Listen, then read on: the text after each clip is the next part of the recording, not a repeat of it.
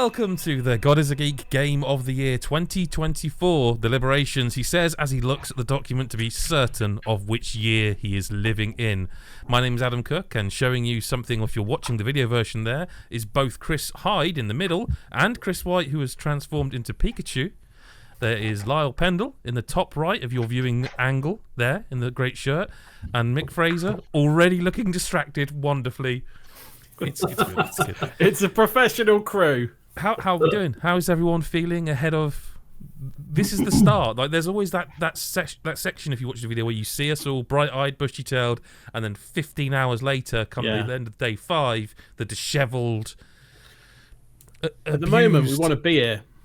Yeah, you know what? That's basically... Yeah, you couldn't have said otherwise, but, you know, I'm going to take my beard off, which is something I've never said on a podcast before. Wait 1 second. Me too. Imagine the reveal. That would be something. Special. Oh no, the beard won't come off. It's trapped. Could you imagine if Lars had been a fake beard all year?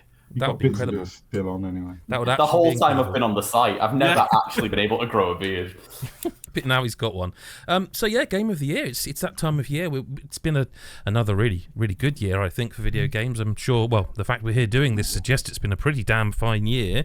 Well, at least there's one good game. Yeah, there's been at least one good game. We're going to talk about it all week.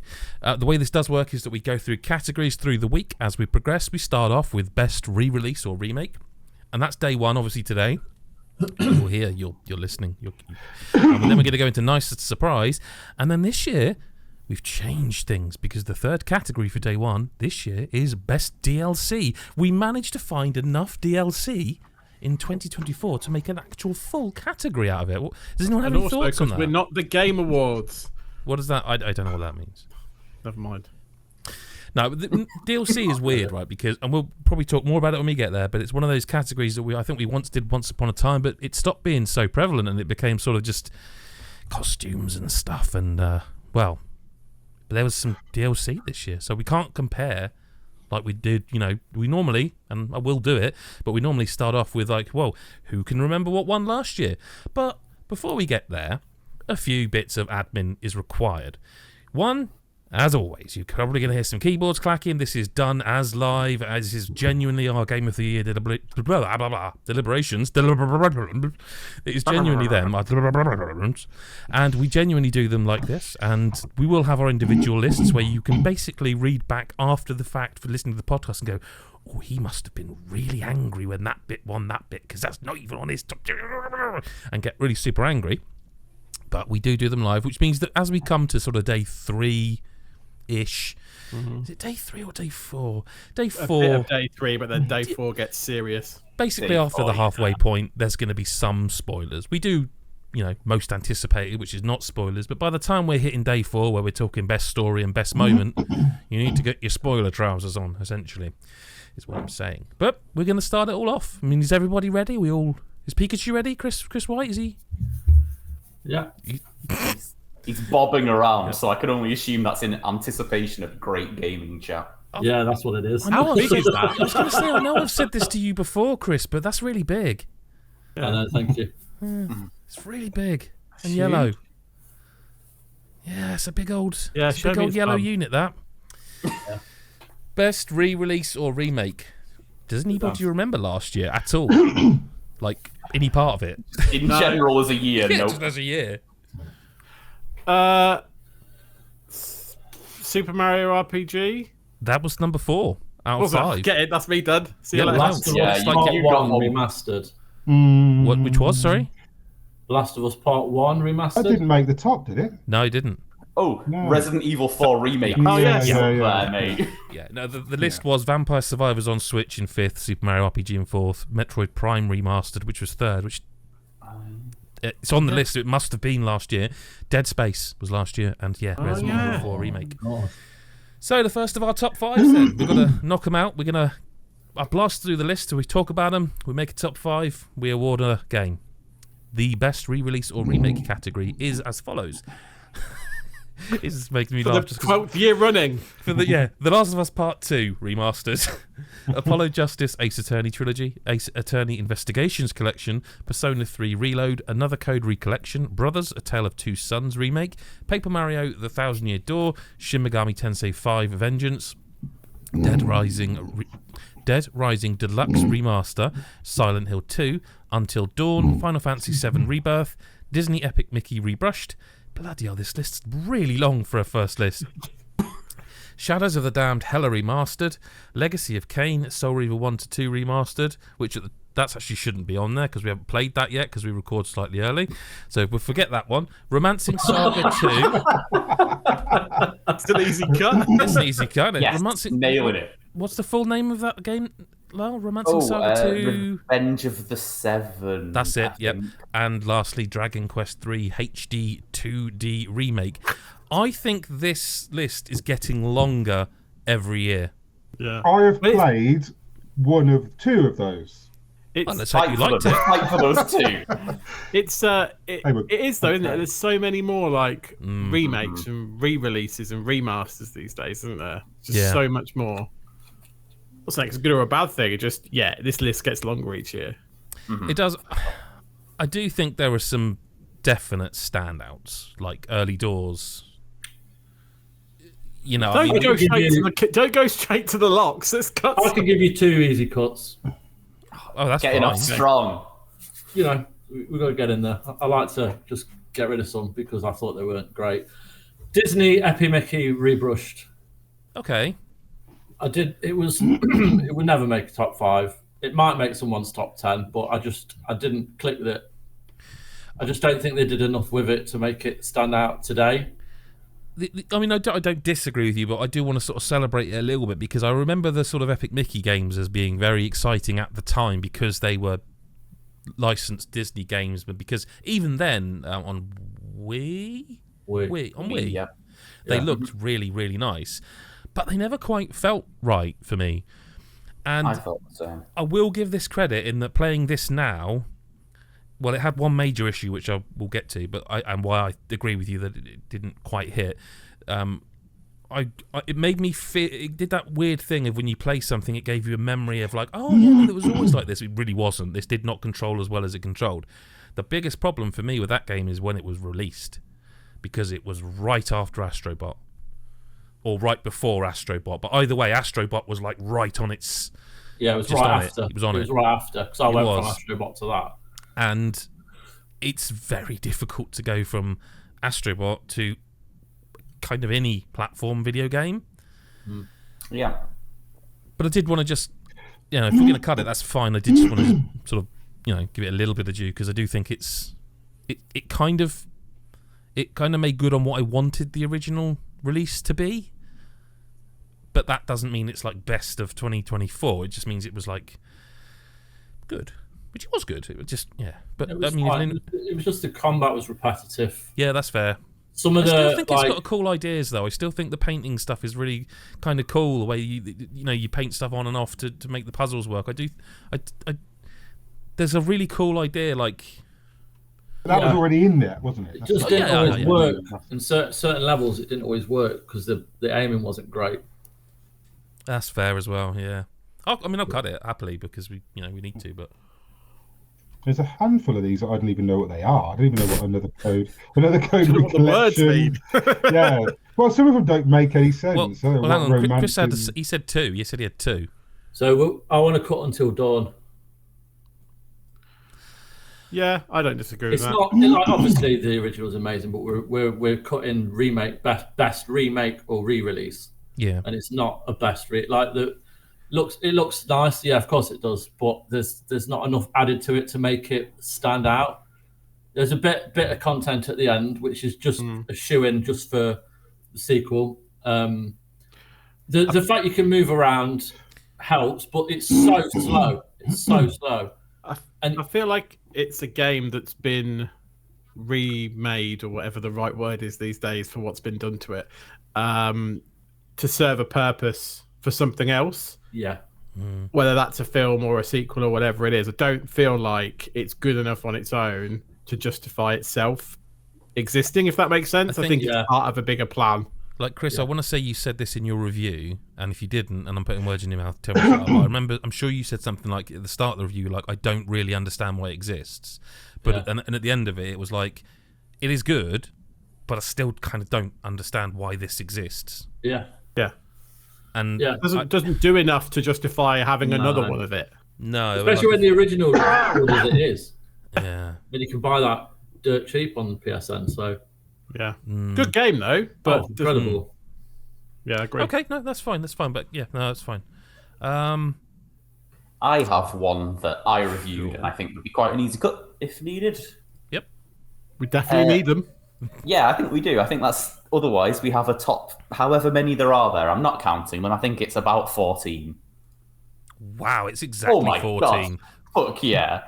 Taking your maths crown. I'm not counting that, he says, quietly counting. Mm-hmm. I did the thing on the doc where I changed it from bullet points to numbers. No, he's on about Lyle. But anyway, let's... Oh, sorry. Yeah. Okay, anyway, my game. Yes. Shadows of the Damned, hella remastered.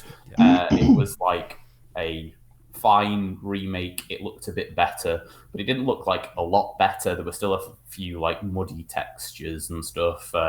It was, it's a very fun one of the Grasshopper games, and it was one of my favorites, back when I played it. And I still think, even though it's kind of a bit dated to have a game so much about penises in 2024, it's still just are like... Are they out of fashion? Are they? I don't know. I thought they were like, eternal.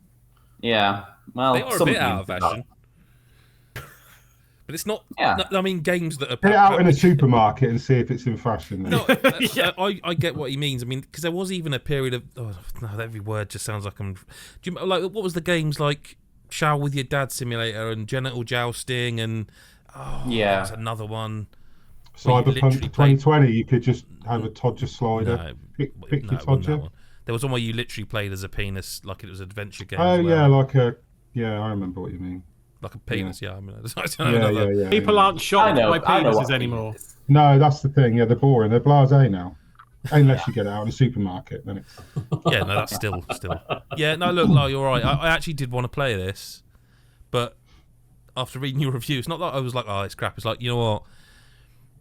It's going to be dated. I mean, of course it's going to be dated. It is a remake, but... Well, yeah, but in a list of very, very good remakes, it stands out as one that was like a fine remake, If you like that game and you want to play it, it's good, yeah. One of the better games from sort of Grasshopper for me, I think, as well, like video games. I don't mean like stories or overall. I just mean to physically play as a game. Yeah. One of the better ones. Do we just... do we have to... Probably do, but The Last of Us Part 2 Remastered. Yeah. In this list, it doesn't do enough. Well, I'm struggling to remember what was it Last of Us really Part early 1 this year? Yeah. Last of Us Part 1 Remastered did a hell of a lot because it took the engine from 2. But this was just a PS5 version. This is just Well, it's just a PS5 version of the game where it loaded quicker and had 4K, and or am I completely misremembering? Is it the one that had the weird roguelike mode, like God of War had, but didn't do it as well? Thank you, Lyle. Oh shit, that was incredible. It was, I mean, we can come back to it. No. I don't think it needs to. I think it was a good mode, but comparing to like Silent Hill 2 and Final Fantasy, what they did with the original content, it's not on the level. Any counter to that, or? No, I like the fact that it's always on this list in some way, shape, or form every year. What series? Can't wait for 2025. Yeah. No. You joke. There's no reason that they couldn't do like a The Last of Us complete collection for PS5 Oh, I know. Pro. They will, and it should be number one on this list, like every year. Time. Yeah. What about Dead Rising? Yeah. I don't know how many of you guys played the Dead Rising remaster. I was real excited to play it. It looked better, but it still played so. Because Dead Rising, when it came out, was really good. Like, I remember I was in love with Dead Rising when it came out. This is like a long time ago now. Was it 96? what year was it? It came out. Oh, it was a launch title, It wasn't was it? 360. 360. I can't even remember what year it was now. I wrote it in the review as well. But yeah, I just think it's. I didn't write the review. No, Sean did. Sean did. I edited it. I don't think it's. I don't think it just wasn't fun to play anymore. And maybe that's not if the fault of the remaster, but like they improved some things. They changed it, like the controls were better. They took because I didn't the original have some of the the old tanky controls. See, I can't even remember. I think it was aiming like I don't think in the original. I don't think you could actually aim a gun and walk. Yeah, no, you couldn't. Something like that. And but it was still feels really like a modern video game now. I have to say, it does feel like a modern video game. I still felt some of it was so uncomfortable to try and play. I didn't get that this year. But I mean, they removed the grot from it as well. To be fair, they did. Which I mean, to be fair, well, let's say they removed. That was the reason I played it twice. Well, no, I say that, but they do still have like camera angles. Like they start on the breasts and then, do you know what I mean? And then lift the camera from the breasts to the face. That's still there, but like. I think they fixed some good stuff, like you said. They fixed some of the aiming. They fixed the graphics looked a lot better. They fixed quite a lot of, but they didn't fix like the stuff that was wrong with the original that you kind of forgive because it's such an old game now. But that depends what you're talking about. Are you talking about like the stuff like like the appalling AI when you're just trying to get somebody to walk in the right fucking direction and not get eaten? They did improve it. But like, well, maybe then to a. Yeah. They did improve saving. You can save more. I forget what it is now. I think originally you could only. Oh yeah, they added save rooms. They put save rooms in all the bathrooms, like in the bathrooms, and which was quite handy because because there was one in the you could only rest in the security room and save. Or you had to go back there. Yeah. So now there's save points in all the toilets, which was good because obviously it can be a frustrating game. I do want to. I'm happy to. I get it. It's a top 5. We've got 12 games, and it's like Chris White said earlier. When you're talking a year with Rebirth, Silent Hill 2, and there's some other, I think, quite heavy hitters on here that we haven't mentioned yet. But I do want to shout out Dead Rising Deluxe Remaster because when they announced that, I was really pleased because I don't replay games very often, so it's not necessarily for myself, but. Like Lyle, you mentioned the 360, and it was like early doors for that. This is for me, I'm maybe it's just a time thing, or maybe I don't know whether others feel this way, but this is the game that put achievements on the map for me. It is the game that when you went into like the Xbox 360 achievements, it wasn't complete on hard, complete in this amount of time. It was like weird shit, like kill X amount of zombies, or like there was one that, what was it at the time? It was the entire population of the town. 57,958. And you had to do weird stuff. And this game got you playing games in a way I'd never play games. Like I remember there being like weird early tutorials on like how to elastic band your joystick. So you couldn't just like, it was not real time, but it was a timed like 72 hours. So you had to, and there was all this cool stuff. And I will say that I think from that, it was like everyone always thought the achievements was a cool system. And I actually think that they could do more with it now because I feel like it's gone back to kind of being not quite as creative but this was like the creative list. And like that only works if the game's cool. Like it can be the best, the best list of achievements ever, but if the game's crap, and it wasn't, and I am kind of happy it exists so that because there's rumors of more of them, and I really like this series because it's so silly and pulpy and like and I concede 100% that it isn't if it were, it would be like a 6, if you know what I mean. But I just wanted to give it that moment because I really think that original game did so much for like that system, which Microsoft still, let's face it, whatever you want to say about Sony and PlayStation versus Xbox, PlayStation copied that achievement system wholesale, and it took them ages to get it to the point where it is basically, people call it trophy. I got a trophy, not achievements. Kind of a landmark moment in gaming in a lot of ways for me, that. And so I'm glad it has been given a modern glow up, if you will, and like people can play it again. And it's a weird one though, isn't it? Because it's for people who want to play it again. It's a really good. Like when I first started playing it, and I got you get the nostalgia hits every couple of seconds. So I was getting all that stuff, But then you think to yourself, well, but this is a remaster, so it's being sold to like new. And I wonder how, like, well, I hate to say it, but like modern gamers or younger gamers now, I wonder if they'd even appreciate something like Dead Rising the way it was. Because so basically, you're saying, "Shut up, Adam." You're romanticizing it, which is true. I'm not saying that. No, I am. Though you're right. But that's part of the reason I was so keen to play it and why I did enjoy it, because I was comparing it to what I already knew from before. Whereas I think someone get hold of it now with, clunky controls and the frustrating AI and that time constraint, which has really not been used. Like, you would have thought something like that mechanic where you just had like 6 hours of game time to do everything, or it was over. The only one I can think of is Far Cry 2's malaria mechanic, which I hated, by the way. Which was frustrating because it just kept popping back up again. It wasn't the same. Whereas I don't think Dead Rising. They did that in Dead Rising 2, didn't they? We had to get injections. You had to keep getting. They literally did that same mechanic. Yeah. Yeah, so I think that, and it's weird that that's not a mechanic that was reused by people over and over again in a way. Because I will say I'm quite glad that it's not, because Well, yeah, it's very restrictive. Yes. Yeah. Okay, look, it's going to go. No one's going to argue it. I have a proposition. Well, not a proposition. I have a question, and I need to ask it because if I'm the only person that's going to be here talking about it, I need to know now so I can rip the Band-Aid off and we can move on. Am I the only person here that's going to be like, Paper Mario can't go yet? I mean, I didn't play it, but I also don't really want it to go because I love the original so much. But, I mean, I didn't play it. Played about 15 minutes of it. Like, the thing, we need to talk about it, right? Because, like, this is the point, like, and we have this every year about, like, if you're just sort of, like, it's not just a re-release, but you know what I mean, versus games that have been remade from the ground up. This game hasn't been remade from the ground up, whereas some others have, right? To have almost a completely different experience under the same title. That's not what Paper Mario Thousand Year Door is.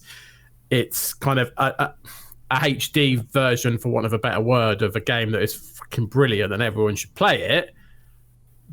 But is that what wins this category? Because we've panned off, what was it, the Mario collection from a few years ago that had Sunshine, what was it, Sunshine 64 and something else in it. We just went, well, it doesn't do anything, even though there's 3 great games in there. So I that's where I struggle with this, because if it's just, are we measuring it on a game that happens to be a remake? No, that's got to stay because it's superb. But I don't think that's what this category should be about. It should be about... It does... Yeah. The original game wasn't widescreen, if you remember correctly. It was a GameCube game, wasn't it? Like, so it is like it is. Yeah. I mean, that's not really one. No, that's not a point to start the argument on, because that is just Number one. Saying it's just better looking, which of course it bloody is. It's just everything I said. Basically, everything I said about Dead Rising. That again, like, this is a 10 and I get that completely. The original of this is a 10 out of 10 video game. Yes. If you play it now, it doesn't fix. Like, the wood section is still a bit slow. Like, it doesn't. There's no, they've not made that somehow more streamlined or better, really. It's a difficult one because I genuinely think, like, I played all of that because I reviewed it, and I'd give it a 10 out of 10 because it's a 10 out of 10 video game, and it was, and it is the best version, and it's... And to be clear, the only reason I haven't played it is because I have played it before, and there's other games this year that have been massive that take up so much time that it's just been one of those had to concede. It's not because I've looked at it and gone, I don't want to play that game again. Well, no, that game's another massive game, isn't it? It's not like it's when you hear Mario, you think, oh, what, a couple of hours? No, this is I forget now, like 20 plus if I remember, and there's lots of side stuff. And I do think, and I should have said this at the start, I don't remember a year in recent memory that has had quite so many long games as this one, like properly 65. Yes. You get maybe a Persona in a year and maybe one other RPG, and they're both 65ers. It's been basically every few months there's been a 65-hour plus game. Maybe every month. I don't think few months. It's been stupid. Are there any easier tests then? Like, if you're agonising over this one a little bit, what about... But I don't want to seem cruel. No, but I mean, like, No, if I ask about the Ace Attorney games, and purely because I don't play, I've never played an Ace Attorney game. It's not my jam. So I'm asking what's special about them, because there's 2 of those on the list anyway. There is 2 of already, those, and automatically my brain says you need to kill one of them straight away. So it's like, murder. It's always murder.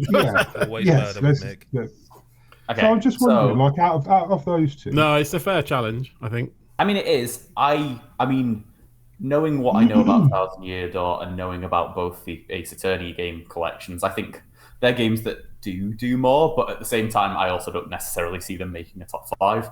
But all the Ace Attorney collections that they've done in recent years, because I've reviewed literally every fucking one of them, they have really good, like, upscaled visuals where they were very pixely. I was going to say, is this the one with the redone visuals? Yeah. Yeah. So as a redone visual style, the collections are always just like, it's always multiple games, and there's always like really, really great dedication to like museums full of like you can rewatch every specific animation that every character does, and it's always like a real love letter to the series, where they put as much shine and as much dedication for those like really like hardcore fans that they have everything they could ever want from it. But I mean, I think in a top 5 this year, probably neither of them make it. But both. And if you had to pick your favourite as a remaster, as a remaster, my favourite is Ace Attorney Investigations, because I think they're the ones that are a little bit less. Is that the one with the more obscure games that had never made it? Yeah. There was one game in that collection that actually hadn't made it to the West before, which might actually kind of weirdly disqualify it in its own right too. Yeah. It's half a remake. Technicality! But on technicalities, one other game is a third of a game remade, but that's obviously not going anywhere. I would ask a question to you, Lyle.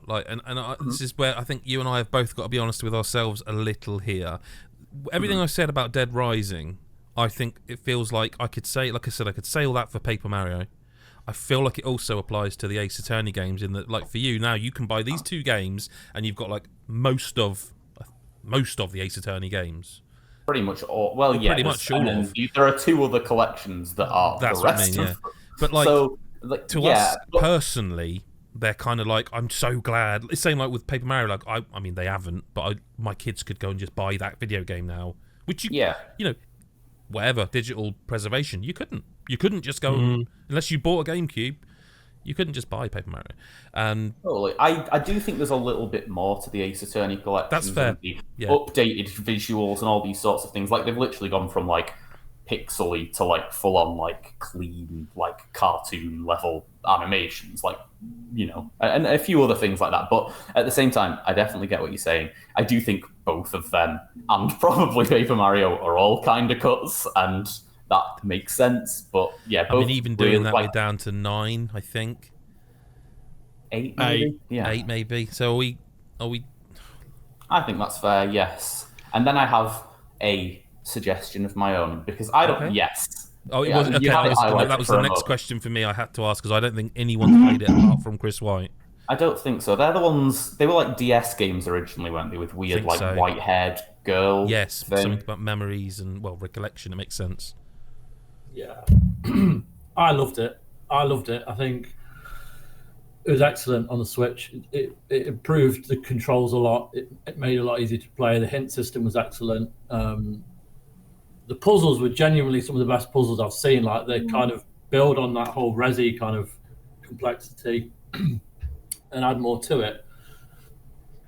So it would be in my top 5. So I'd rather see if there's anything else yet. But again, if I'm fighting a losing battle, I would just, I would get it. The thing is I think there's 1, 2, 3. There's 4 or maybe 5 big hitters that we haven't actually spoken about at all yet. Is my like Persona 3 Reload, for example, is a hefty remake of a game, like a hefty remake, and a really well done one. Like, it makes that game that was a little bit quite a lot dated, so much more modern and in line with the modern games in that series, and it's like wonderful to play, like an absolute dream. So I definitely struggle with that as an example for sure. I mean, talking about Persona 3, sorry, I never played Persona 3 originally, and I played Persona 3 Reload. Really liked what I played of it. And like that's not based on any nostalgia or even, I'm not even a fan of the series, so I don't know what that means, but it's more. It means something good for this list. Yeah, but what I'm saying is it's not just a nostalgia thing where people are playing it on, and it's not just where I'm not arguing for it, but I'm saying that, like, even me, I'm an outsider to that series altogether. Really, I've only played Golden. I haven't even played Persona 5. And so, and I really liked what I played. I didn't play a great deal of it, so I know it's a massive game, so I'd probably only scratched the tip of the surface. But yeah, I think I didn't expect to enjoy it because I thought this is going to be just like a shiny version of some old clunky game or whatever. But no, I really liked what I played. It's a significant remake. Like, there's no two ways about it. It's not just and I've heard that, and I've read the review and stuff, so I knew there was a lot to it. But even just as an outsider, like, it was impressive. I think, like, there's 2 Atlas games on here. The other is Shin Megami Tensei 5 Vengeance. Of the 2, I prefer Persona Reload because Shin Megami Tensei 5 was one of those that when it came out on Switch, which Chris White, I want to say you reviewed actually. I did review it, yeah. And it was a very good game, but we all knew even then this will come to more formats and they'll add the rest of the game in, and they did, and they've added a lot of extra game in. So much to that game. It kind of makes it make sense. A lot of it makes sense now that just didn't make sense before. Like, there's so much extra story content, like a whole new character that's with you like, pretty much from the start. It's sort of split into like 2 campaigns almost. As well. You can play the vanilla, but like, it is so significant a remake, but I sort of annoyed at it a little bit for being that, because it's not like it's a really tough one as well. Because I didn't play the original on Switch because, I think when it came out, I was like, "There's not a chance I'm fitting this in," because any Atlas game. So it's hard for me to sort of argue, it's a great remake. I really loved it. I gave it like a 9.5 or something because I reviewed Vengeance. Right. And I thought it was brilliant. I thought it was another like fantastic Atlas game. It definitely looked very pretty and ran very well, which I know it didn't necessarily do originally alongside that. So there's an upgrade in that department. I don't know. That's a tough one. I'm not against getting rid of it, but I'm not certain it should necessarily. I might be misreading the whole room here, and that sometimes happens on these pods. But Romancing Saga 2, what's that all about?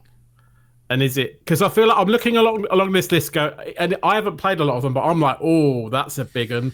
That's one that resonates with me that I'm aware of. That's the only one. I'm like, I don't really know what it is, what it did, or anything. Back up to the plate, let's go. It's fine. This is the whole point, though, isn't it? Like, but it's weird because what Lyle just said about Shin Megami is what I would say about this. That I've not played any of the Romancing Saga games, and I basically was told by Lyle was a Super Nintendo game. Right, originally. See, I don't even remember them, and I was alive, obviously. But like, it was only your recommendation on the preview of like, you really like this, and I was like, well, I've been playing that many RPGs this year. Shit, let's just have another one. And it's not on this list because it's not a remake, but you know how like the Ayuden Chronicle 100 Heroes combat is like super fast paced and does not mess you around in any way. This is that as well. Like, it just does not mess you around. It's rapid, but it's also got so many, like, I don't know, these could have been in the original, but the combat is so different in so many ways. Like, it's still the same turn-based traditional JRPG combat, but rather than like leveling up Chris Hyde, my mage, I level up the weapons that Chris Hyde, my mage, is using, so he can carry 2 weapons and he can equip like a fireball, and by using the fireball you level up, you get experience for that weapon, for that ability, And then there's this system and then how within you the learn game. like skills is so wild as well. Where you learn a skill in the middle of a fight by is it glimmering? Glimmering, yes. And you just randomly get this new skill, and so every fight. The reason I like this game so much is that where any other game may struggle or have to find a weird gimmick to make a grunt fight on the route to the end of the dungeon boss interesting or even worth your time.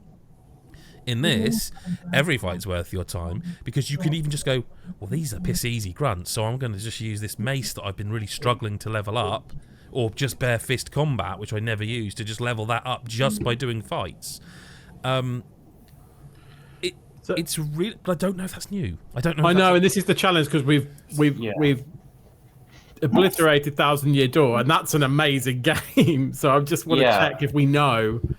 See, for this, I'm more thinking like it's in terms of game, it's gone from a Super Nintendo game to a game that is like gorgeous 3D visuals, like fully like lots of like full-on voice acting, and then alongside that, obviously the systems in the game, I can't necessarily speak to this has been overhauled in this way or that way, but at the same time, I can kind of say the systems are so weird that if they are from the original, then it's a really good, authentic way of showing them to new fans of the series who wouldn't have realistically done that.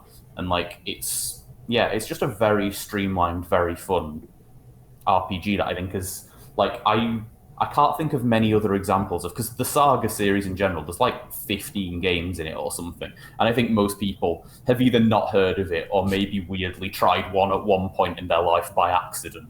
And this is like done such a good job of making me think, shit, this is like a really good series that does things a bit like different. If they announced a new game, whatever, I would be like, okay, yep, day one, because it's so like I'm not 100% on board with the actual Saga stuff. Like we're not reviewing the game here. We're saying, is it the best re-release or remake? We've got 8 games here. Is it too early? Can you not talk about a lock? Surely this is one what of I was those just about to say. I think there's a couple we have to just stick in bold two here locks, they're surely just... that we've I would probably say 2. Yeah. Okay, well, let's just say it. Like, am I wrong? They're Silent Hill 2 and Final Fantasy VII Rebirth, right? Yeah, if they're not locked, they are not I don't know what we're doing. Right. Yeah. We even. Yeah, I would say Persona 3 Reload's a lock as well. You know. Yeah, I think you're probably right. I have a cut that people listening to this podcast and in the Patreon community will probably be upset with me for saying as the one. Good. Let's rebalance that seesaw. Go for it. But I think if we don't name these, but if we did, this episode is unofficially rebalancing the seesaw. It is, and that's Dragon Quest 3 HD 2D remake. Okay. Because I think compared to other games on this list, this is a very nice, shiny, and sped up version of realistically what you can play and think this is like a NES RPG, right? Like when I compare that to Romancing Saga, for example, as another similar and one I'd be fighting for, I think like Dragon Quest realistically is like, it feels like a Dragon Quest game that I've played a lot of. It's a very good Dragon Quest game. It speeds up the combat in ways that make it infinitely more playable, and it does the HD 2D thing, which, you know, always looks very nice. But I don't know if it necessarily does enough over that to say that it should make this top 5. I wouldn't fight for it over a couple of others of my own on this list that aren't highlighted yet. And I don't necessarily think that... I kind of think that means it probably does need a cutting.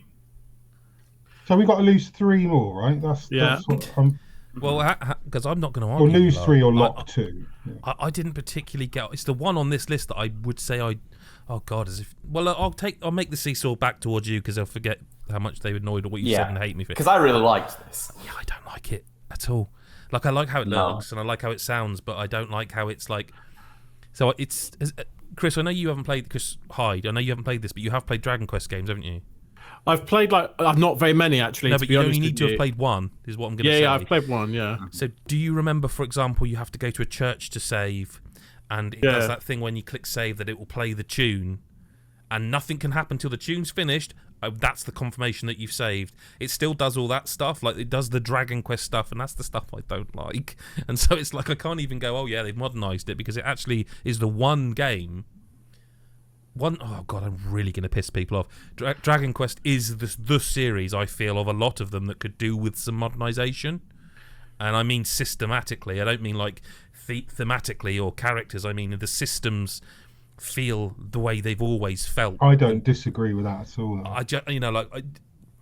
Listen, we'll talk about it, I'm sure, at some point, but like in terms of a game like Stalker, which came out recently, like the idea of having to keep bringing a map physically up to your face every time you look at it in game is like, we've moved on a little bit from that. People want the map there. People want to click save and the game's saved. So for me, like, if you're remaking a game like that, this was the opportunity they had where they could have modernised some of that. Yeah, and they quality of life. That's the thing. Yeah, but the thing is what, quality of life. Just to be clear, what I'm saying here is, in terms of fans, wrong. Yeah. Fans don't. What it. I've just said is incorrect. But for me, as someone who just likes video games, I mean, I can't. I like how it looks and I like how it sounds, and I'm really glad they're doing them. Mm-hmm. And for me as well, this was like, in terms of as a game, I think I scored this higher than some others that I'm fighting for as best remakes on this list. But I think I enjoyed it more as a game, but as a remake. But that's fine. 1,000 Year Door's a 10. Like, that's not what we're talking about here. Like, I think that is fine. This is not. Which is why I think it makes sense as. Actually, I will just add quickly, if we are cutting it, before I forget, because it may not come up again. I love the fact that in this game they retained the thing of when one of your party dies, they're still with you as you walk around the map, but they're in a little coffin that floats around behind everyone. And then if another one dies, there's 2 coffins following you around, and it's like, okay, that part, don't change that. That's cool. So you told me about that before me because you hadn't died. I know. I'm aware of shit. Just like to point that part out too. No, you hadn't seen that because you hadn't lost anyone, whereas I was literally never-endingly dragging coffins around with me. Knee deep in coffins. Yeah, I had. To be clear as well, I using them did as end cover up dying points a at that lot point. later on in the game. So yeah, but you didn't die in the first hour like I did, is what I'm saying. No. So am I? Delete it. Okay. I think so. Should we just read down the list again quickly? Just I was going to ask about one when you've done. Yeah. Okay, so we've sort of tentatively locked in Persona 3 Reload, Silent Hill 2, Final Fantasy 7 Rebirth. We've talked about, but not locked in, Another Code Recollection, Romancing Saga 2, and Shin Megami Tensei 5 Vengeance. The only one we haven't talked about. Brothers. Not... Yeah, I was going to ask about Brothers because I reviewed the original release going back.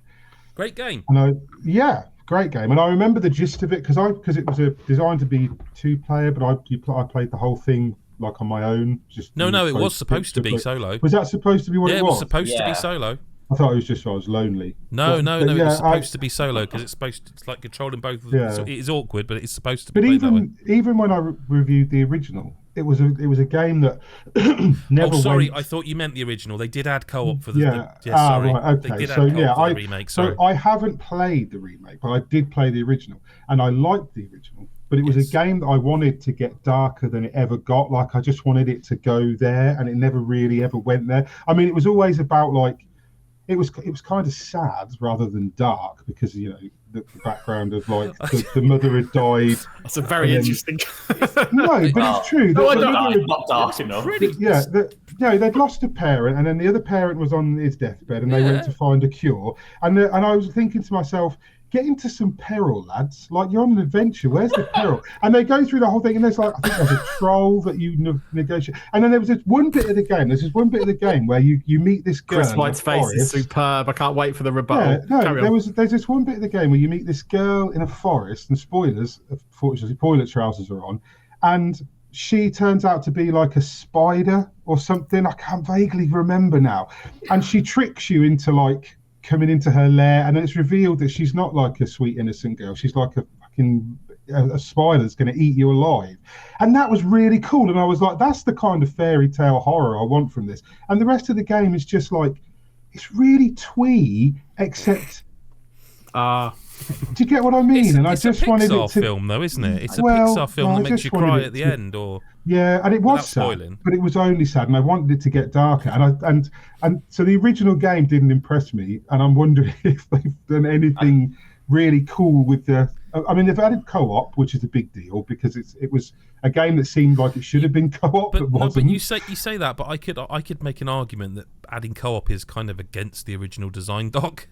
Well, that's what I'm asking, because why wasn't it co-op in the first place then? Because having to do it all with two mate, you sticks... just have no friends. You just have to get them to hold the other side of the this controller. This is what I was wondering, yeah. I just got the neighbour from across the road and said, can you just do this and control the little one? I thought the original, the point of it was more like... Because there was like the little brother and the big brother. So the big brother, who was all like impressive, you used the left stick for him because you're kind of more dexterous with that. And the little awkward brother, you had to use the right stick. And, stuff like that. I don't think that's subtext. I don't think the developers ever thought that when they were making this game. It's Fares. It could well be. Talking about It Takes Two. Goty holder. This is a long time before It Takes Two, though. Very true, yeah. But I don't know. I know Chris reviewed this version of it, so I don't know. Yeah, I'd like to know more about it. As a remake, I don't know what they did. And if they added co-op, it seems counter to what the game was, because... I mean, because the brothers they don't do like fuck all. They just walk and climb on stuff and things. If you've got to control two together, that's the challenge, because you're controlling two guys walking around and climbing on stuff and distracting things for them to try whatever. If you've got one controller each and you can't fight or do anything, I don't see that like. But there's so many games this year, and I didn't think this would be the one that Mick ripped the heart out of. I just didn't see it coming. It's optional co-op though, right? It's not. Oh yeah. It's just thing, if you want it. It's not like you must now play with another person. No, it doesn't matter. A new edition. It's just extra. It's probably because people moaned the first one wasn't co-op, Mick. Yeah, maybe. Sorry, the original wasn't. They don't have to offer a rebuttal. I'm not condemning the game. Chris is going to anyway. He's fuming. I think I scored it quite high as well when I reviewed it, because it was really pretty, and it made me feel things which I don't tend to enjoy. But it was. You sound really. You don't tend to enjoy feeling things. Yeah, he doesn't like feeling things. Just feeling happy things. Bad things he's all for. Peril. I wanted peril. The spider bit was so dark and creepy and creative, and it came out of nowhere and then went away. Like afterwards, they just continue on the journey. It's like, remember that girl we met a couple of days ago that turned out to be a giant fucking spider that tried to eat us, and they just mosey on with their dad. Well, they might be saying I don't even that remember if they saved the dad at the end or not. They speak in that sort of weird Simlish, don't they? So they don't speak English to one another. So they might be maybe saying that's what they were saying though. Maybe he was saying, "Do you fucking believe that? Can you believe that woman turned into a spider and did all that? Like, can you believe that someone's going to talk about this game in the future and be annoyed that we didn't get killed by the spider and ripped apart and like one of us had our guts hanging out?" And I mean, I'm often wrong, but that these. The spider thing. What a way to finish it all. I really think this should be cut, but I'm often wrong, so it's... I mean, admittedly, and the whole twee platformer thing, and you had a giant spider, I mean, everybody does that. Limbo did it a couple of years after, and it was just more effective. So I don't know. It's anti-spider now. Sorry. Well, who, what, so Chris... Chris, yeah. Rebut me. He's been very patient. His head's just been getting lower and lower and lower. I remember pretty much straight after the game starts, you're finally off on your twee adventure, and there's like a pathway. You can keep going, or you can take a right. You take a right, and there's a guy putting a noose around his neck. I went straight on. I missed the hanging, so maybe I would have been more. That's all it needed. Brothers, you have to say all he needed was if you go hanging. right, it's fucking Disco Elysium for the next 20. That's all he needed. You can save his life or just watch him die if you walk past like the other path. That sliding doors moment. If you just... And then there's that moment with the giants where there's all like there's just fucking dead bodies everywhere and huge fucking giant limbs chopping off. But this game had no impression on me except the spider. I don't remember any of this. I mean, maybe I'd have been more interested if I had a chance to stop hanging. Yeah. I mean, to me, it was pretty grim. What do? Throw the little brother at him? Yeah, you throw the little brother at him with the right stick. Yeah, the right stick because it's more awkward. Okay. I'm not having two of my games go. It happens every fucking year, and I'm not. And I am. We're all good moods. Which are your games? Another Code and Brothers. All I'm saying is these two games did something that another Code definitely. Brothers looked a lot better. It did play a lot better. It was a lot smoother. It looked incredible. They did add certain little bits to the story, just not that you could understand it because they were all talking like, well, you just can't understand it. But then they had the commentary over it from Farad's where you could play it through and he'd be talking about how great it is and because it is. Is that in the remake? That's in the remake. Yeah. Well, that's really cool because I know obviously it's not the same developer. It was. That's cool. His commentary is over the original game and the new one, so you get to kind of if you want to play it again because it's not too long. No. The only issue I've got with this, Chris, if I'm honest with you, like, I'm with you on Brothers because I can speak. I've played that game through. I think has anyone here not played the original through at least? Played it. Thought it was all right. Not grim enough, but yeah. I played the original, not this one. Yeah, no, but we've all played. We all know what this game. We don't need to spoil anything because we know how it ends. We know. The only issue is I think that Another Code Recollection is the only game on here that like literally one person's played. Yeah. Whereas I feel like Brothers, if Chris White is sitting there saying I think Brothers is one of the top 5 remakes of this year, I've played the original, so it's almost like that's good enough for me then. Do you know what I mean? Because I've played the original, so I can totally go with it. Whereas Another Code Recollection... That sounds like the opposite of what best remake means. If you've played the original... But what it means is I've no context. I've no context for Another Code at all. Like I've known nothing of Another Code. Like nothing. Other than it... Like you said, it was I think you might have told me. One of you two told me it was a DS game. I literally know nothing. It's the point of saying, how can we say it's the best game, the best remake, if we don't know anything about the original? It's that logic, I guess. Yeah, whereas at least if you're telling me Brothers does right by the original, it's better because this, it does that, whatever. If we get to that point, I can at least... I haven't played it. I did want to.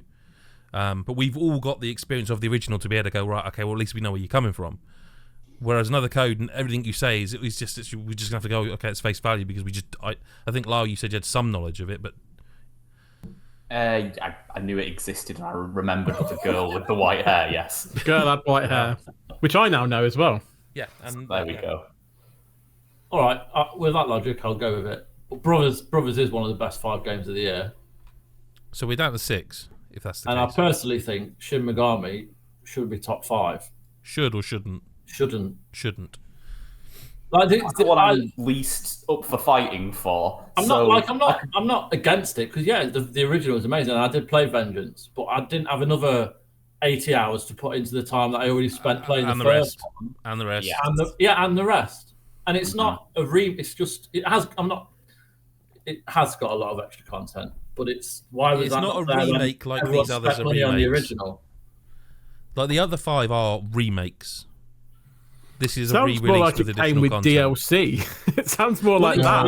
It kind of is a bit. It's kind of like the Persona Royale and all that stuff, yeah. isn't it? Yeah. 100% is that. But it is. Well, this was a great game. Now we've. Sounds like what they do with Monster Hunter every time, where they release the game and then they release the Sunbreak. and then they give you the. It's that. Yeah, it is. It is that. But like they never released this as anything other than this. This is the. Shin Megami Tensei 5 Vengeance is the version that came to not just the Switch. It had all that extra stuff. It's really good. All right there, Chris. Haribo Straubs, is that? Oh, is that what? I didn't see that bit. Little cherries. Start doing them. Oh, nice. I'm not jealous at all. It does sound like Vengeance is, like you said, Lyle, it's the one you'd least fight for, and it also sounded like from the sidelines when you were talking about it, you were like always like it's good, but whereas I feel like all the others have been really championed. Yeah. Well, I didn't really have the reference for Shin Megami Tensei because I didn't play the original, so I don't necessarily know as well as other people how different it is. It's very different. And it is. It is, and I don't mean just like mechanically because they do have a lot. Like you can save anywhere now. Chris White, I don't know how your memory is of that original game, but you can just press a button and save anywhere now, which is like... So Shin Megami Tensei 5 is a difficult game in spots. Like, it is... If people find Persona too easy, then they should play the Shin Megami series because they do not fuck around. Those games do not hold your hand, and you will walk into a boss fight that is 30 levels above you with no warning. And when you couldn't save anywhere before, that was bad if you lost 40 minutes to it because you hadn't saved. Now you can warp around the map and shit. They've added so much. Like there's the female character you meet really early on in the game, Lyle, who is like a kind of all-round mage, I would say ish. Yeah, I think I know. Straight up not in the game. Like, just straight up not in the game originally. Like, that boss fight with the lion when you meet her, don't think that's in the game. Like, I happened to message someone else who played the game, who I know listens, so hello, because I was like, don't remember this. And he's like, no, it's new. Don't remember this. Oh, it's new. Don't remember this. Yeah, that's because it's new. Like, it was constant. There's a whole new area, like a whole new exploration area, like a whole new kind of zone. But at the same time, if you're saying you would fight more for Romancing Saga 2, I'm not going to argue with you on that. Right there, Mick. Repeating on you a bit there, mate. Yeah. Let's give it a cut. Give it a cut and then figure out how we rank these bad boys. Okay.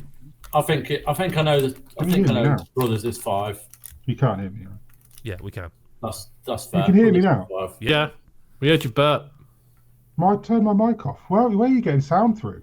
Obviously not the mic. Let's worry about that. Let's worry about that after we finish this category, because yeah, right. Sorry, Chris. What were you saying? Brothers coming is through my 5. webcam. Apologies for the burping. I've been doing it all night. I thought I was muted. That's the first Lucky I wasn't saying what I think under my breath as well. We heard all the slurs. Right, let's finish this category, and then we can fix the audio issues for part 2 of day 1. Chris White, what were you saying? You reckon you know which way this is going to fall? For a third time, Brothers is 5. Right. Fucking hell. Stop burping, Mick, please. Okay. Okay, I don't think Rebirth should be number 1 on this list because it's I'm not sorry, what did you say? finished yet. You heard me. I don't think number 1. I don't think Final Fantasy VII Rebirth should be number 1 on the remake category. It's not. I can just hear everyone again. Finished yet, is it? It's still not finished. It's a remake of a chunk of Final Fantasy VII still, which is. I just don't think it's. But like, you just got to be the only one careful. left that I've played. I'm not saying it necessarily has to win, but I wouldn't say that's the reason that it doesn't win. Because, like, it's remaking part of a story. So, how well has it done? We can talk about how well it does that, but like, or part of a game. Sorry, not just a story. They didn't just copy the first. They didn't just read. No, exactly. They didn't just go like, here's part 2 of remake. This one's like open zoned and. Yeah, I mean, I'm not arguing. I'm not arguing. I was just a suggestion. I was just saying I'm not necessarily saying it should be over, say, Silent Hill 2, which I've heard. Let me ask very you a question then, about, Chris White. You were saying Brothers is 5th. I'm guessing you're saying Persona's 3rd. Persona and Romancing Saga make up 3 and 4. Yeah, and it's a shootout between Silent Hill and Final Fantasy, isn't it? Yeah, which I was kind of looking at that list. So we've got Brothers, A Tale of Two Sons 5th. What's 4th? And then we can get into. I would say Romancing, off the way you were talking about it compared to Persona. I think that's right. I'm fine with that myself. Yeah, if everyone else is. Yeah. So then it just does come down to. So what I'm going to do is just talk about why I think Silent Hill is a great remake, not why it deserves to be first, because I'm currently, as we approach day 5, trying to fit in 3 massive RPGs to finish. RPGs, yeah. I'm doing 2. How have we not done RPG of the year as a category? Yeah, it's too late. It'll probably be the top 5 games. It'll be the top 5 of the year, so don't worry about it. Yeah. So Final Fantasy is still ongoing, and it's phenomenal. Well, obviously Silent Hill 2 I've finished, I've played more of, whatever. So as a game that remakes the original, what it does more than any other horror game has done since maybe Outlast 2, I know that's a bit random, but it genuinely makes. I was uncomfortable playing it. I was on edge. Like it's that horror, that fear that you want from bloody horror games that you don't get that much. It's more jump scares. Silent Hill, the way it does that is through the lighting. You know, in the distance there's a shadow, and you're not sure if it's someone there or not. The sound, the audio, which obviously we'll get to, but the way they do that is just ridiculous. Like when you enter a building or a room, you hear a slight crackle on your controller. So you know something's in that room or something's very close by. And you go into that room and nothing's there, but the crackling's still like, you're like, well, where the fuck is it? And then you either turn around, it's one of those things that's stuck against the wall that jumps at you. Which again, yes, it's jump scares, but it incorporates every kind of horror that you want from a horror game, and it does so well as one complete experience. I think the story still holds up. They recorded extra audio, the camera's excellent, the visuals obviously brilliant, but it's the gameplay that really kind of holds up this time around. You know, they've gone from PS2 to PS5. They've taken the original and they've completely rebuilt it, remade it perfectly. It's not a perfect game. It's not. There are moments where that oppression does feel a bit overwhelming because they go a bit too hard on the lighting, and there's like that section in the prison where it's completely pitch black and it's frustrating.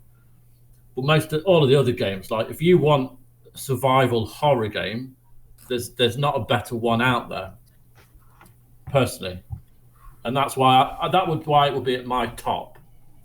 But like I'm not discounting Final Fantasy at all. But that's why I think it's incredible.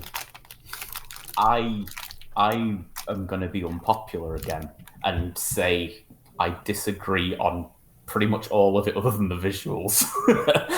I think that a lot of things that it does makes me think I like it less than I did even back on the PS2 and even in the cold light of day of now. Things like, I feel like the combat is way more forced. You can't really get around enemies, which always felt like it was more of a thing. There are things like the mannequin enemies that you just feels like you're playing hide and seek with, and there's hundreds of them in every fucking room. And you're like, I don't know. I didn't find it to be scary as much as I found it to be frustrating. And I thought the whole overarching thing of like how it just sort of, it felt like it threw more enemies at you than anything. And I didn't really enjoy it as a horror game. Like I got to partway through the hospital and I was too frustrated to continue. And I didn't really think it captured Silent Hill in the same way. And I didn't like the new voice acting and characters and how it portrayed them for that as well. I just found them more weird than anything else, but not in a way that appealed. I mean, I know it's a taste thing, but in terms of for that number one spot, I'm kind of like, that's why I would fight for Rebirth. But again, you know, it's a matter of taste and it depends on where everyone else wants to fall. But I'm kind of, the Silent Hill 2 is one of the few games that I feel like I would like be actively against in a lot of categories this year, unfortunately. So kind of strap in. Now Chris's hatred has turned away from Mick towards Lyle. Yeah, quite a lot more intense too. I think I'll probably say this every time the game comes up, but Final Fantasy VII is my joint favourite game of all time. I've said that if you're a long-term listener of the podcast, but I do know that some people just tune in for the Game of the Year ones. Side note, give us a listen throughout the rest of the year. It's this, but less specific. What I will say about Rebirth, and I take into account what Mick said, and I understand his perspective. I don't agree with it, I will say, but I understand what you're saying. However, as someone, when your favourite game of all time is being remade, whether it's in parts or just bang, here it is, you have to almost divorce yourself from it slightly and go, look, I'm always going to miss that turn-based combat. That's why I fell in love with turn-based combat, is Final Fantasy VII. Like when, I don't know if anyone will remember it, Lost Odyssey on Xbox 360, which was basically Final Fantasy VII, but not Square, and it had the exact same combat. I remember the criticisms at the time, but I was like, brilliant, someone's actually doing turn-based combat like that for a change, because everyone seems to feel like turn-based combat is a dirty word. Now it's come back obviously in a lot of different games, like Persona's now. Yes. Yeah, like, you know, Persona's the charge leader for that, or Atlas in general. Like a Dragon now is now a turn-based combat, whereas, you know, the Yakuza games were. Anyway, point being that Final Fantasy VII remake not having turn-based combat was the one thing I was like, I really think, because I was like, you know, it's magic to me. When I finished Rebirth, I would argue that this has one of the best combat systems in any RPG that I have ever played. Now, for me to come away feeling that way is something kind of mad, because that is all remake. That is not them going, well, we had this and we had this turn-based. Like, yes, the materia system's all still there and all that's still, thank God, because that would be like kind of upsetting if they just did away with materia. And I'm really pleased with how it's implemented. But the actual combat, it couldn't be any different from Final Fantasy VII. It couldn't be any different. This is almost full action adventure in terms of the combat. There are still options for you to change, tweak things, but like in the first remake, I didn't switch characters an awful lot. In this, absolutely switching characters. There are battles where I'm playing as Aerith because I love the fact where I can control from a distance. Yeah. The only one there's no point in saying the ones I didn't like. There is a character that I didn't get on with, but I don't think it's that they were bad to play as. I just think I just couldn't quite get the systems down. But like there are others like, and I'm sorry, I'm going to pronounce it my way, but Yuffie, like, is so fun and chaotic to use as a character in Rebirth, and nothing like Tifa or Aerith. And for me to come away going like, this is the combat system, like, that every game should look at. And I think they are, because like, it's not in this category, but we were talking about off podcast about Dragon Age Veilguard, and how Chris White, you played as a warrior in it. Yes. And so I actually thought, I really want to see it, because from playing as a mage in that game, it was not how I remembered Inquisition. It was more like a action adventure game. Like, it was more... It's not passive. You can't stand at the back with the button to just go... It's really, really an action adventure game. And so I thought, sod it, I'm going to play as a warrior. And you can see the influence. Now, I know the game's been developed a long time, but you can... I feel like Rebirth is going to start influencing more games, because when you get a game like Xenoblade Chronicles, which is a fantastic series, but it is that kind of... it's not passive combat, but it's certainly not like as active as, say, a Rebirth. Like, the combat for Rebirth is astonishing. And I will also say, yes, I know whatever of the visuals. I know there are people... Like, I have played the PS5 Pro version, and fucking hell is all I can say. Like, it's a new visual standard for me, that. I don't... Aside...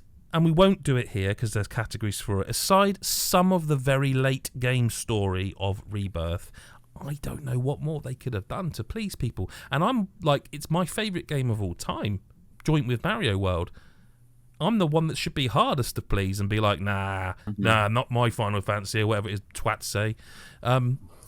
I fucking love this video game. But I also understand, because that's what Chris is saying, I think, about Silent Hill 2, because I think that's one of your favourite games of all time, isn't it? Yep. So it's kind of, and I will also, I don't disagree. I say I'm not with Lyle on that, I'm afraid. Sorry, Lyle. I do agree with Chris. I think. Oh yeah, no one's going to be with me on this one. But I will also say there is a little element of me that wants to sort of guard myself a little from it, because I think, apart from anything else, because we're on the not inner circle, but because we're on the inside of the industry as it's such, we've all played Bloober Team games, and they've all been like nearly.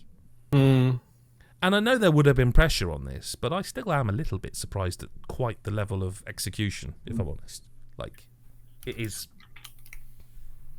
I don't know. I think it almost comes down to a vote, and the reason I wanted to get in ahead of you, Chris, is for that very reason, because it sounds like we're 2-2 on votes. Mr. Hyde. Me? I didn't know it's Chris we're talking about. Yeah, no. Yeah, I mean, it sounds clear that it's me and Lyle for Final Fantasy, and Chris and Mick for Silent Hill. So. Oh, for I don't know, actually. I genuinely, right? And not necessarily because you swayed me, but because you. Like, so I played. Okay, no, but look, I played Rebirth. Look, it feels like so long ago that I played Rebirth. It was. Yeah, it was. And if I'm dead honest, a lot of it I hadn't even conjured back to memory until you started talking, and it's because I've played so many other games this year, and I just didn't really. The card game, all new.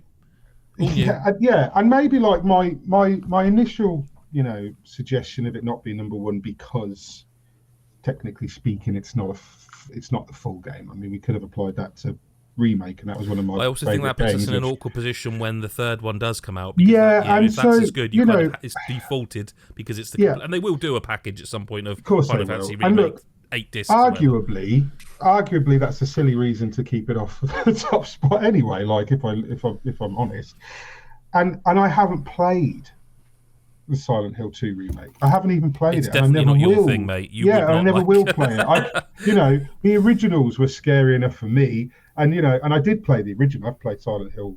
I've played most of the original versions, but no. So I haven't even played Silent Hill 2. So even if I did come down to a vote and we were voting, I couldn't vote for Silent Hill 2 over something that I have played and loved. So it wouldn't. I don't think it makes sense necessarily to have it come down to a vote where I'm against. That's a fair comment.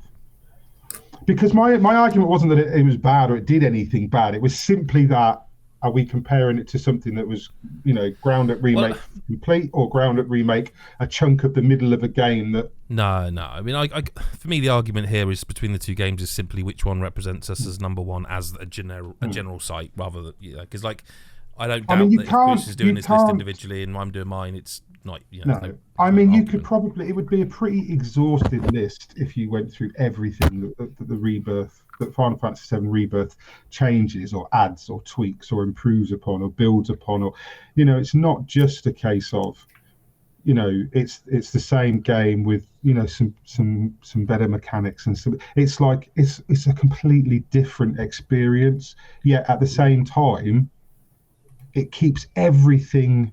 It's weird that you can play Remake and Rebirth and be really, really nostalgic all the time when it's a completely different, mechanically speaking, it's a completely different game. Yet you are constantly in that, and it's the nostalgia sweet spot as well. It's not a point where you're going, "Oh, I've seen this again," or "We're doing this again."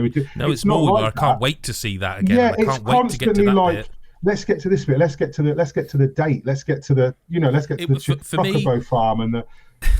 For me, when I got and no spoilers again, but there is a part of the game where you've played enough hours where you think if you've played the original, you go, I've just fucking worked out where they're going to end this. And you go, you bastards, because you really are ready for it to just carry on going and going and going. Yeah. Because I'll tell you what, Chris, you're new to it, so not for you, Mr. Hyde, but like for me, I was like, there was a moment about 55-ish hours. I'm like, I've twigged what you're gonna, you absolute bastards. Like it, yeah. I mean, it's probably it's a conversation for another category, maybe. But the only thing that really put me off that game was that you could hear. So without spoilers, there's a certain point think where I think we can't do that on day one. No, we can't do that on day one. We can't do that. That really bothered me. But apart from that, I understand. But no, so yeah, I mean, if it was a vote, I'd be voting for Final Fantasy Rebirth. So maybe we're not there yet. But honestly, I think we need to draw this. We need to move on. I think what we're saying is Final Fantasy is top and Silent Hill is 2, but Silent Hill 2 is amazing. It is amazing. Sorry, every game on these lists is always amazing. Like that's kind of the point, right? Like it's just. But we do need Chris Hyde to be okay with it. No, we don't, because he just said he was. You okay, Chris Hyde? We need Chris White to be okay with it because he's the only real dissenting voice on that. Yeah. I can't argue it. I know it's fine. You don't need to. That simple yeah says more than you could ever say in 1,000-word essay. That said everything. I'll read the list. So, best re-release or remake for 2024. In 5th place, Brothers: A Tale of Two Sons remake. Romancing Saga 2 in 4th. In 3rd place, Persona 3 Reload. Oh, Persona 3 in 3rd. In 2nd is Silent Hill 2.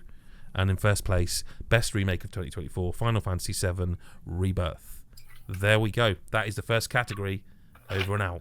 So the second category for day 2 is Nicest Surprise, and we'll carry on as we've started. Anyone want to guess any of the top 5 from last year? That was the year before. Sea of Stars. Nope. Oh, there's some on here that I'm like, someone talked a good game during 2023's Game of the Year, because some of these are like, yeah. I mean, they're good games, by the way. Yeah. You know. I don't remember. I can't remember games from 2023 now. The Last of Us Remastered. I can't remember. 5th place was Bayonetta Origins. Okay. The Last Faith 4th, Dave the Diver 3rd, Street Fighter 6 in 2nd, and Super Mario Wonder won it. Yeah, no, that's fair. This year, nicest surprise. Here's the list. Prince of Persia, The Lost Crown, Banishers, Ghosts of New Eden, Helldivers 2, The Thaumaturge. Thank you. Balatro, Mini Shoot Adventures, Animal Well, Infinite Surprise, Zenless Zone Zero, Emio the Smiling Man, The Legend of Zelda Echoes of Wisdom, Beyond Galaxyland, Crypt Master, Kunitsugami Path of the Goddess, Towerborn, UFO 50, and The Smurfs Dreams. There we go. Not too many. No, we were obviously not very surprised this year. No. Was the Smurfs Dreams that good? Yep. Oh, really? That is also the game that personifies surprise more than anything else. Same. Well, I'm surprised. No. Yeah, exactly. Perfect. Yeah. Same. I feel slightly differently about that game, but I did the thing that we were talking about before and played it straight after Astrobot. Yeah. It did again. It did come out right around that time. It wasn't far off. And it's nowhere near that in terms of it's structurally very similar, I would argue, in terms of like the actual gameplay and the actual like progression, the way you go level to level and clear out collectibles, and like you get little items on certain levels, like different guns and different power-ups. Yeah.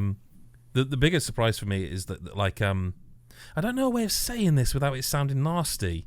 But no, like, the only way to say is you Smurfs thought shit. it would be shit because it's Smurfs. No, not even that. Like I have no affinity for Smurfs. I mean, I know I'm wearing blue. I've just realised that, but that's not.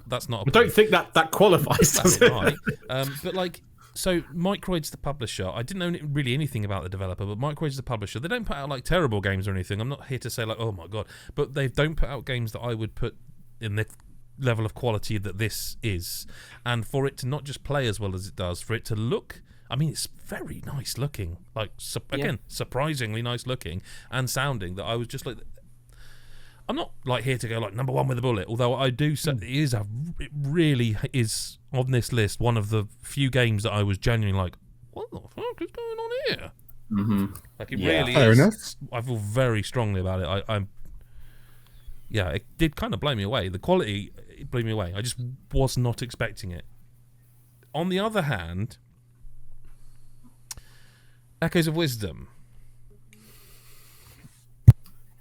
Well, listen, we're going to get spicy at some point. We are. I'm just amazed you went, fuck it, first, Zelda. Well, is it surprising that Nintendo made a good Zelda game? I think there are a few I things wasn't that are asking Lyle, surprising by the way, about that it. question. Okay. No, yeah. But Oh, you it's can answer. surprising after the last two. Exactly. Yeah. Right, yeah. It is, though. But for me, what was surprising, I mean, for one thing, you can have it has that fun little bonus of was announced and released this year. So you can have Yeah, the I do announcement like was a that. surprise that we're getting a Zelda game Shit, I so forgot soon, that. etc. I think it's surprising that we got to have our first game playing as Zelda. That's a surprise. It's a surprising protagonist shift. I think the gameplay itself is quite surprising. It's surprising that it was top down, which we've not had for Zelda as a new game for ages. Oh, no, okay. Yeah, okay, Yeah. no, fair. That's why I asked the question. So he's not wrong. Yeah. Do you want to say that, Chris? Yeah. Do you want to point out how he's right?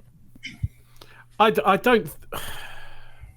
All I'm I asking you don't. to do is I say agree. you're I right, agree that Lyle. those things are surprising. I don't think some of them are very nice or the nicest of things. You know, and I think that. So right. I don't even know if I'll go back to this game. I don't know. Like, Just want you to think about your daughter.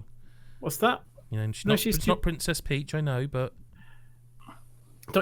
She does know who Zelda is because she's played Smash, and you know that's a very good place to start. Zelda can fight in Smash. For some reason, she can't do fuck all in this game, and she has to rely on everything else to do anything for her. And I think, to be honest, what my experience of this game, why it's a surprise, but for me it wouldn't be nicest surprise because I find this game quite sort of passive and slow, and I think it's very telling that very early on, and this isn't a spoiler because it's in the trailers, right? It's the swordsman ability thing, right? That you get so early on because they're like, actually, probably is a thing that you would need and find useful in this game to be able to do it, rather than just waiting for other monsters to do combat damage for you. So I just found it a bit slow, a bit passive, and a bit finicky, which for a Zelda game I don't want. the most exciting time I had in that game was the very first bit where you link. I was like, this is actually cool. If this was the game, I'd really like this because it's like proper link top down, like you say, Lyle. That's all quite nice. It looks nice. Controls nice. But I think you get lots of things that you can, I forget the word, take echoes of very quickly.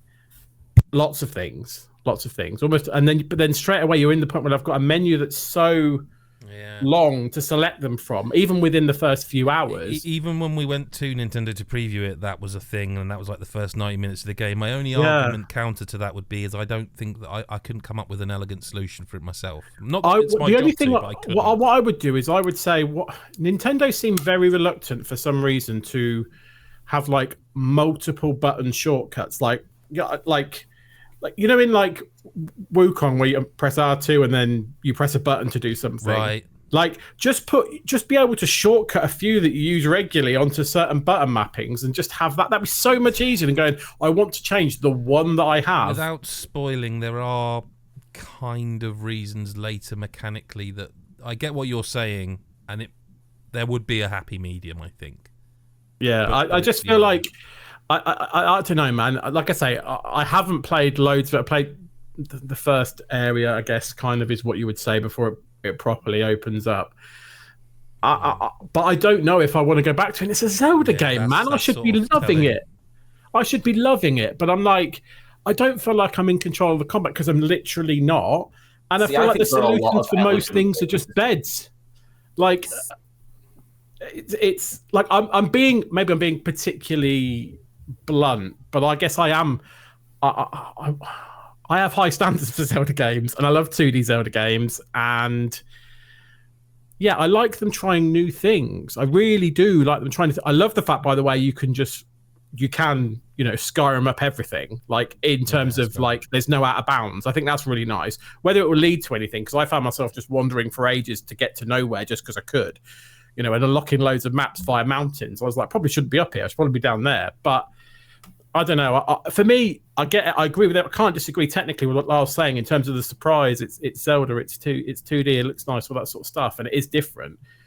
For me, those things didn't culminate in the nicest thing that I've played, and not the nicest Zelda game. I mean, is it a top 5? I think is the question. For me, it's not at all, and I'm so upset about that because I want it to be. But it isn't. Do you know, I don't think it is for me. I love it. I mean, I reviewed it. Go read the review. Go watch the video. I do love it, and I do think it's a nice surprise. Nicest surprise. If I were to just, I'm doing that thing of going down the list mentally. Going down the list, 5, and I'm like, there's 5 for me. I'd have above it. It would be in my 5, and I do have sort of rebuttals for some parts of what Chris said in terms of, like, I think there are quite creative ways to handle the combat where you aren't just sat still waiting for people to fight for you. Moving around, like using your sort of movement ability to grab a spiky ball and making that basically a mace, for example, or directly controlling the enemies that you've summoned themselves to kind of like dodge and weave with them and stuff like that. Like, I think there's sort of weird, clever things you can do, which I found really enjoyable and made me find the game really creative in a way that I enjoyed and haven't really enjoyed in modern Zelda from the creativity side, despite, other people doing it. So it worked a lot better for me in that regard, and there's a lot of why it would be a nicer surprise for me. But in terms of for the room, that's fine. Like, I'm not gonna. What I want to do before we make a decision, like, I know Mick hasn't. Chris White, have you played this at all? Yeah, I've played a couple of hours, and I tend to side with Chris on this. So the question I was going to ask is, do we park this or do we just go for the jugular? That's the question. I mean, we it's not going to make a top 5 if it's just me fighting for it. So you might as well, realistically, right? And I mean, that's unfortunate, and I think everyone was playing it wrong and is an idiot who disagreed with me, obviously. I think I'm an idiot. Yeah.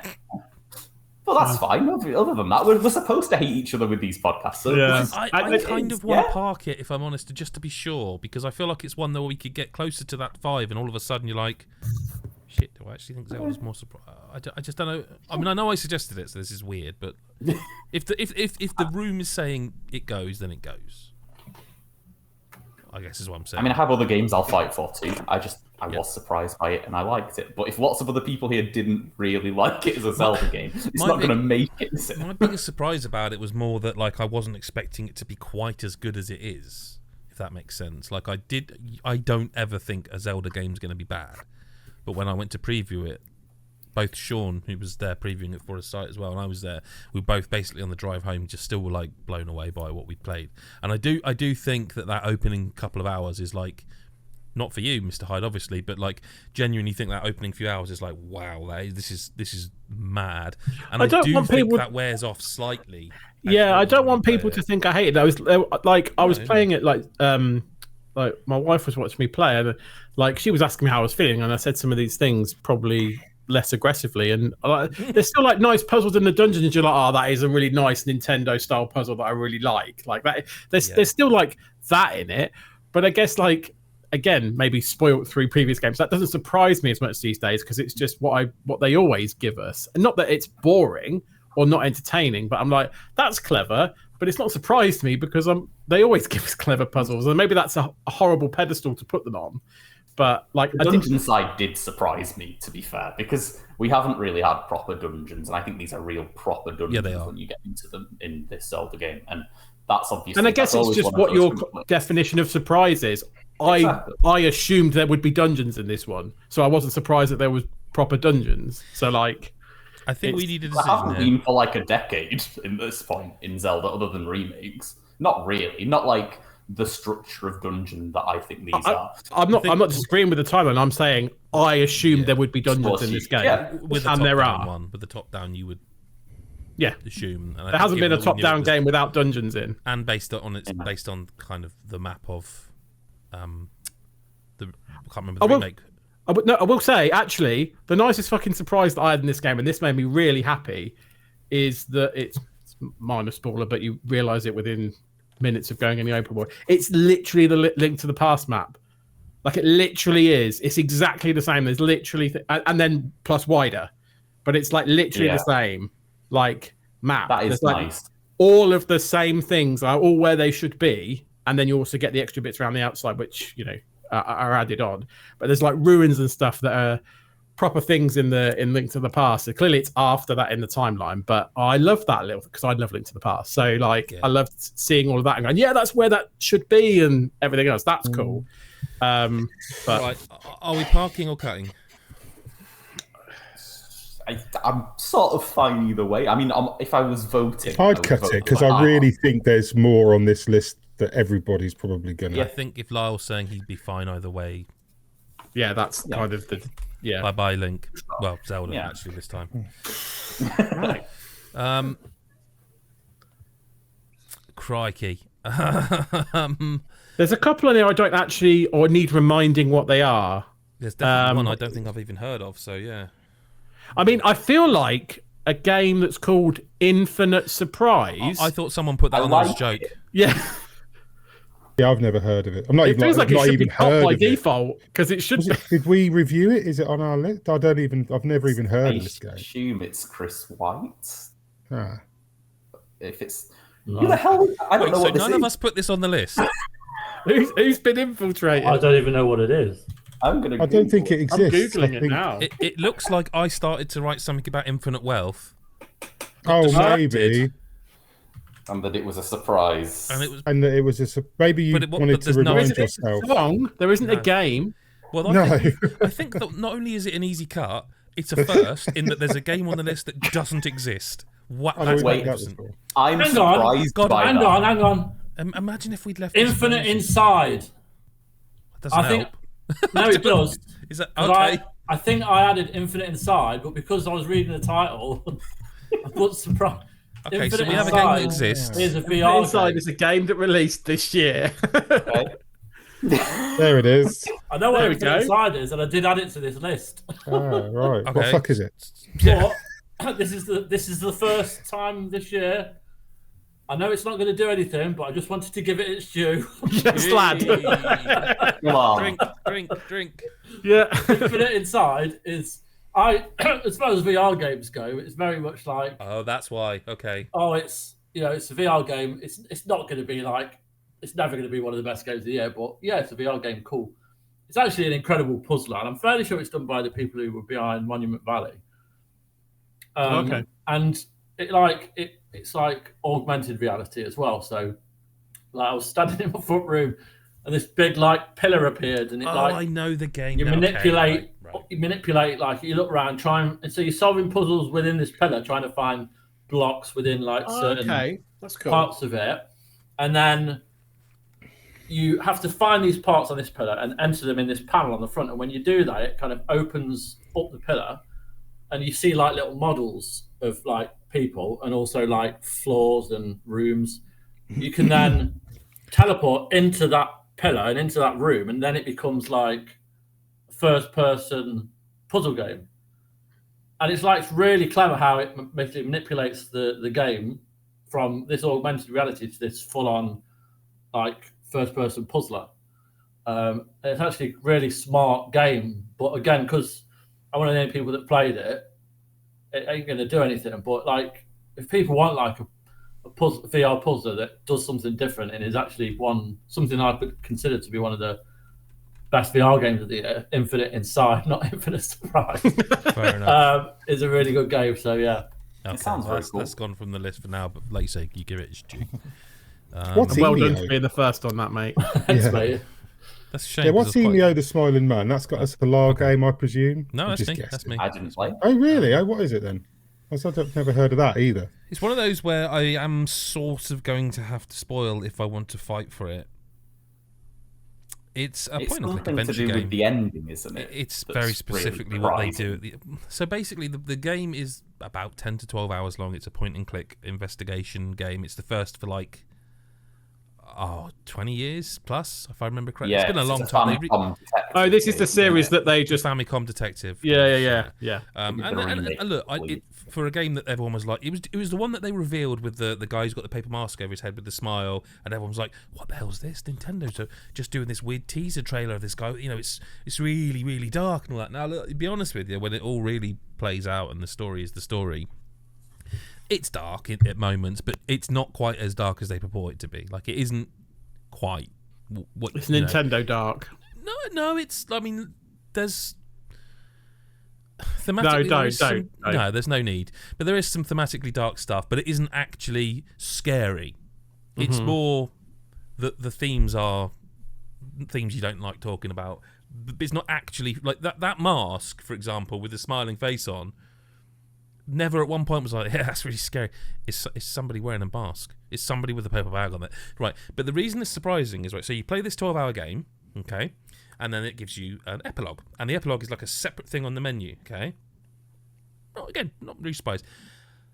Then there is like a 10-plus minute long, basically anime. Now, this game is still images, right? The whole game is still images, but they sort of do that thing where they just move slightly so that it's not just like literally just a still picture.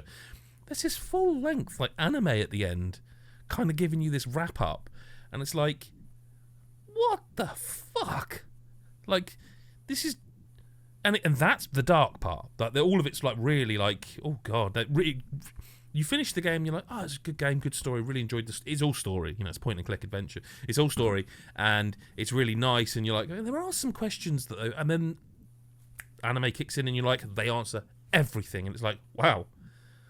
It feels like it's been a long time since I played a game where they just answer everything, and in the way they do it, like there's full-on anime. It's like, it's wild. It doesn't make the list, but it's a really good video game that surprised me because I'm not really one for what I was. It's not a visual novel. It's not quite a visual novel. It is a point-and-click game, but it's kind of a bit of both. Yeah, and it is different. It's not in my wheelhouse, and I enjoyed it a lot, which is a surprise. So I wanted to give it that shout out, and I will now delete it. But yeah, I did want to just do that, exactly that. So that's gone. That's fine. Anything else, Mick? Yeah. Kunitsugami, Path of the Goddess. Yes. Because I did like it, but I mean, I really struggled with the camera because it just kept reverting itself. Same. But I mean, that aside, that seemed to be a glitch that I don't know whether they fixed because I have never gone back to it.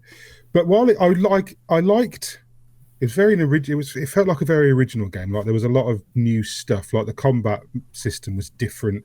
The way it told its story was different. You know, I liked the visuals of it. I really liked the game. It sort of sounds like you're voting for it at the moment, by the way, just so you know. Yeah, because I did like it, but I don't know if it was. I'm not sure it fits in this category as a nicest surprise. Mate, I don't know.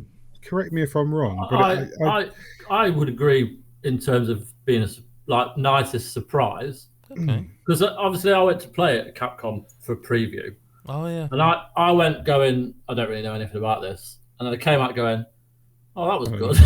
Yeah. So in terms of the surprise, I was like, yeah, that was a good game. I didn't expect it to be good. I like it. It's one of my favourite games this year, but as a surprise, I would say it's not the nicest surprise. Is that not quite a nice surprise? That a game you had no Well, knowledge but of, you came out and it was in a... some of these games, Okay. like Prince of Persia, you would like. I don't know. It looked good when you saw the trailers and it was announced, but there was just something there going. Yeah, but it's not going to be a Prince of Persia. It's not going to feel like a Prince of Persia game. It's not going to. You thought Ubisoft would fuck it up. It's another Metroidvania. And then it far Spoilers, exceeds. they kind of did. It far kind of exceeds what everyone expected, and that to me is a massive surprise. Listen, if you're saying Path of the Goddess is not making I could say that about any good game that I didn't know about as well. There is always going to be a multitude of games when the amount of volume of games there are nowadays. There's always going to be probably a list of 10 you could go, I hadn't heard of that one ever, and it's a really nice surprise. But okay, fair enough. Because by the same rationale, you could probably cut the next one, which I may have added maybe. Just before we leave Kitsugami, I just wanted to just add to what Chris has said and just say Capcom are a big publisher and they are still taking risks with weird shit like that, and I like that a lot. Yeah, and absolutely. apparently it didn't do very well, and which is a genuine shame because on Xbox it ran Game Pass perfectly. It's in Game Pass. If you have not tried it, just give it a download. And you've got Game Pass. Sorry, Mick. Yes, the next game you were going to mention. Towerborn. Yeah. I thought because that did come out of nowhere. I think I did because it did come out of nowhere and it is really good, but it is early access. It's not kind of finished. Fucked me off because they changed everything just after I started playing it.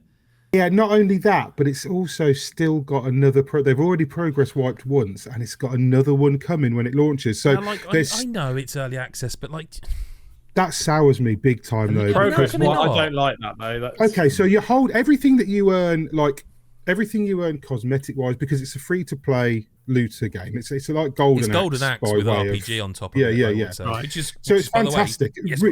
It plays fucking fantastically. If you haven't played it, it really does play really well, and it's a great game. It's gorgeous looking. It came out of nowhere, quite literally. I do have a question for you on it. Why isn't it on Xbox? Because they do preview program, and I played this on Steam Deck with a controller and never with a mouse and keyboard.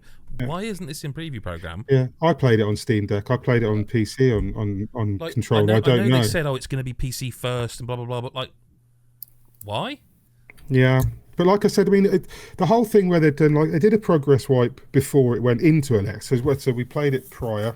Yeah. And then there's a progress and that's wipe. kind of okay. I don't have too much problem with if you played it pre-release. I think that's a different. Yeah, exactly. Yeah. We've had that before. Some games do that, but then to say when you can play as much as you want, but when this goes into early access, we're wiping. When it comes out of early access, we're wiping your progress to go. That sours me a bit. And you are keeping cosmetics and things that you've unlocked off of it's not a battle pass. I can't remember what it's called, but it's a battle pass system, and it's quite fair. It's quite a good grind. It feels like a fair grind, and you unlock stuff at quite a fair clip, which I always like a little bit like the way Helldivers 2 did, where you're constantly unlocking something till you feel like you're progressing. It does that really well, but it is going to wipe the progress, and that does bother me, like the character progress, because this is a game where you have to advance in increments because the game gets harder quite fast. So you're always trying to improve your gear, and the gear is not cosmetic. You have to earn that in the game. So you're starting from scratch after a lot of hours in the game, and it's a difficult game. It's a side-scrolling sort of action RPG, but I said as a surprise, I think I want more mean Streets of Rage, by the way. Yeah. But as a surprise, yes, it was a very nice surprise. Like I didn't know it was coming, and then we saw it, and I think Adam said, "Have you seen this?" I said, "No, it looks great." And then I tried it, and it blew me away. Really, Yeah, the studio. I'm not calling Mick stoic. I'm saying stoic. That was Banner Saga people, wasn't it? Shout out descriptions of who's talking. Yeah, stoic. But I really liked it. But I think it's a cut, but for the same reason that Komitsugami maybe is a cut. I really liked it, but then it hasn't made my list because it's not even out yet. It's not. No, I suppose it isn't. But I also think Stoic again has earned a fair amount of trust with the previous works as well. So it's like. Yeah. Oh, they're not going to lose anything from this. And I've seen on forums and things, and people have said, well, I don't care if they cut progress because we're not losing the cosmetics we've earned and the stuff we've paid for. It is still enjoyable to play. So and because they're tweaking it so much, it's one of those where they're likely to hit early access and you play it again and go, Christ, they've changed a lot and tightened a lot and added a lot, and that's fine. But it's off. I think it comes off the list now. I think this is getting tough now. So I think we need to start. I can help it. Because I've got like 5 games on the list that most people won't like argue for, so I should at least get rid of one of them now. And I think I pick Animal Well because I think that was a really nice, very unique, like combat-free Metroidvania. I wanted to ask about that one because I've seen so many things that seems really unique. It's very unique. And I haven't played it, so I've It's very unique in just like its style. It's very unique in like that. Yeah, there's no combat despite being, realistically a Metroidvania. You just sort of get interesting ways to get around. I think as well that the amount of secrets in that game and optional stuff in that game is like, that's a very nice element. That's a very surprising element. I wasn't really expecting this to be so much. I don't know if you agree with this, Lyle, but it's like when Mick was saying, it looks really interesting. It sounds. I was gonna go. I think you wouldn't like it, right? And then I stopped myself. I was like, I'm not sure I could 100% tell anyone if I think they'd like this or not.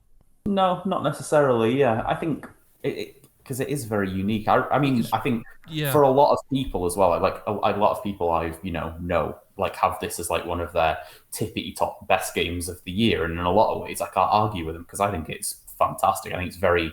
It's unlike anything else, and if you like the genre, and if you like things that are a bit sort of like secret, hard to pass in that same way as like like a Fez, for example, where there are layers of secret things to discover and stuff like that unlock things that you won't expect, etc. Like it's a really interesting example of the genre being done very differently, a genre that we've had billions of this year.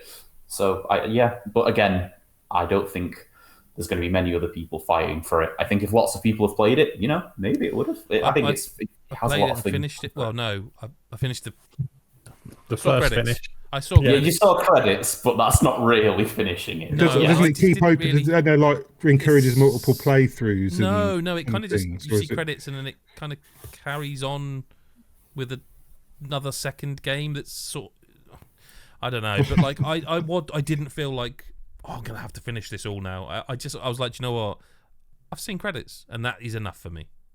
Yeah, which is fine. I liked it, but maybe it's a cut then. I don't think there's a lot of things about it as well. If you're talking about those further after credits things that get quite spoilery, and it would be quite hard to talk about without just saying this is this big secret and this happens with this big secret, and all that sort of thing, and all the different layers. You'd have to be kind of getting into spoiler territory, and for something that only I'd be fighting for, it's not really worth doing, But it was a great game, and I really enjoyed seeing how everyone like a lot of the things were like it doesn't really tell you how you can like all the like unlockables you get are ways to get around the world, and it never really explains to you how you do that. It never really is like one of my things I'm not so keen on. Yeah, this is the thing. Once I got what this game was actually, not what I thought it was. Yeah. I kind of accepted it a lot more. I still haven't gone back to it, which I think is a point, but like I have a lot more respect for it now when I first played. So when I first played it, I just thought it's a Metroidvania where you go to a certain, almost it was like a linear Metroidvania or linear-ish. You go to this area first, then this area, then this area. You get this power up because you need that to get over that bit to get this next power up to get them, Whereas, like you say, you can literally go in any direction because all of the items you get help with traversing in a slightly different way, but allow you to go anywhere. Once I realised that was the point, I was like, okay, that's actually quite a cool idea because not many games do that, but very rarely Metroidvania type games do that, you know, in terms of that. So that I think that's really interesting, but I haven't gone back to it. It's not been that much of a pull where I'm like, I need to go and see credits, for example. I think it's a cut. I have to. Yeah, I think so. Yeah, I think so. Just trying to be positive. Down to 11. Yeah. Down to 11. We only got 6 Oh, more well. to get rid of. 6 more to cut. Oh, easy. Anyone want to fall on their sword? Because I've got one. I just don't want to do it right now. There's one I haven't heard of, but maybe I'm just not with the times. What is Cryptmaster? Yeah, I think I saw Lyle talk about this in a chat, but I don't actually know. The others I've all heard of, but this one is I haven't heard of, so I'd be keen to know at least. I'm not saying we cut it, I just don't know it. I'm going to upset Lyle because I am going to say we need to cut it, but I'll explain why after Lyle. Yeah, that's fine. This to me was one of the most sort of creative games I played this year, and that's quite a big statement because there's loads of games this year. I know what this game is now. Sorry, I've just remembered what this game is. You probably listened to a podcast where we talked about it. Yeah. I've just remembered. So, yes. Carry on. But yeah, it's a game where it's kind of like framed as being like this old school dungeon crawler, but really it's sort of like a word puzzle game where you don't actually know the moves that your different characters have, but you unlock them one by one by like slowly filling out emptied like crossword puzzle type things like next to their name. So you've got like, you know, a warrior, and because you find the K letter, you'll see that the 4-letter ability that it has starts and ends with a K, and you're like, okay, kick, and then you learn how to do a kick. But then alongside that, there's like a constant narrator that whenever you type so many things you won't expect there to be reactions to, there are heavy reactions to. Piss. Yes. And again, sorry, I'm not just shouting out things. No, I'm aware of what you're doing. Yes. And it's so cleverly done. There are like riddles that give you access to more letters, and it's just a game all about letters framed as an odd. Not maths, but letters, the alphabet. All about letters, yes. And if it's framed in a way that I like crosswords. There you go. But I mean, kick sounds like we're stretching the concept of crossword puzzle quite a little bit, yes. I think it was Chris Hyde that you said this to either me or all of us in a conversation at some point, that every time we do Game of the Year podcasts, 3 or 4 months afterwards, there'll be a game that you finally get round and you go, oh, I'm going to have a go at that because I remember so-and-so. Not so much for you, but I do think that Chris White, this is the game he would play and go, that would be his one.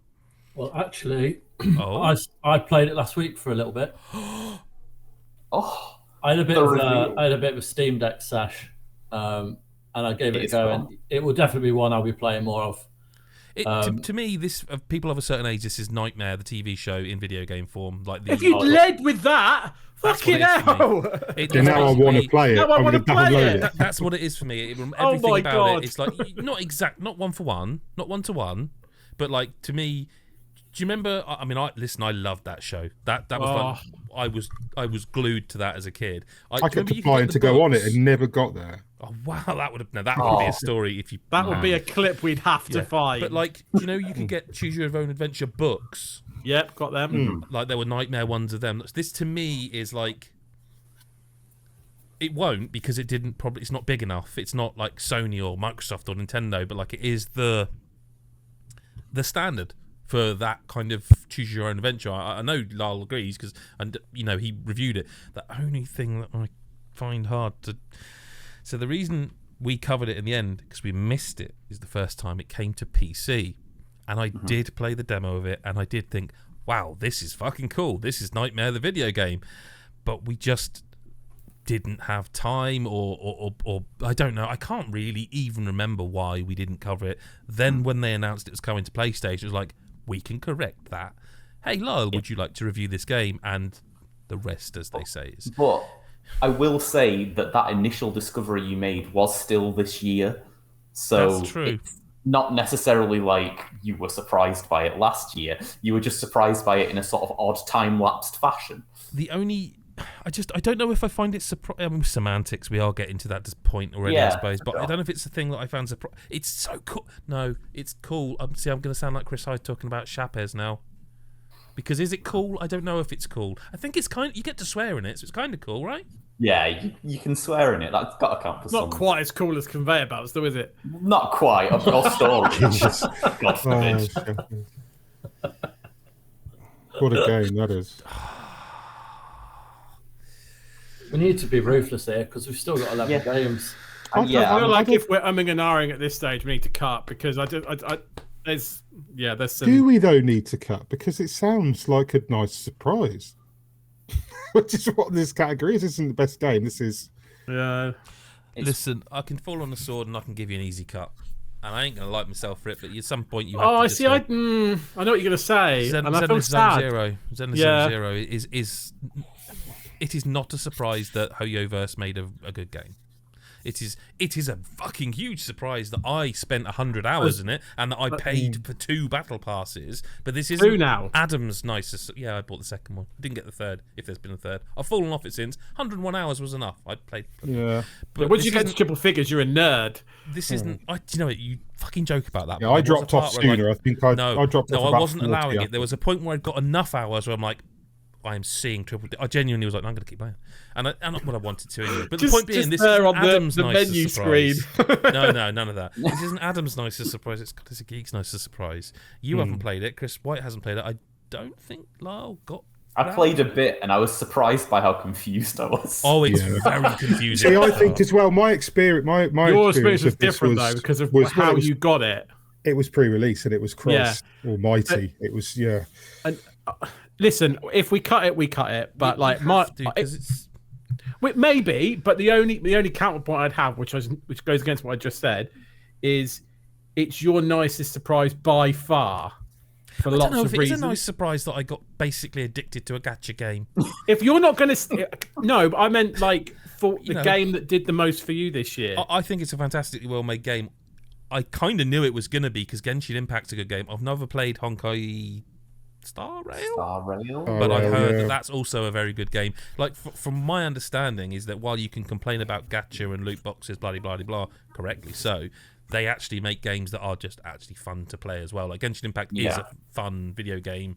This is a fun this is cool, the video game. Like the combat in this game is so slick and awesome and cool. Like I challenge anyone to not look at that and go, "Oh, that looks awesome in motion." Like it is so cool. But it's not, again, this isn't Adam's nicest surprise. So as much as it listen, this is not only it's not just a surprise that I bought 2 battle passes. These are the first 2 battle passes I've ever bought.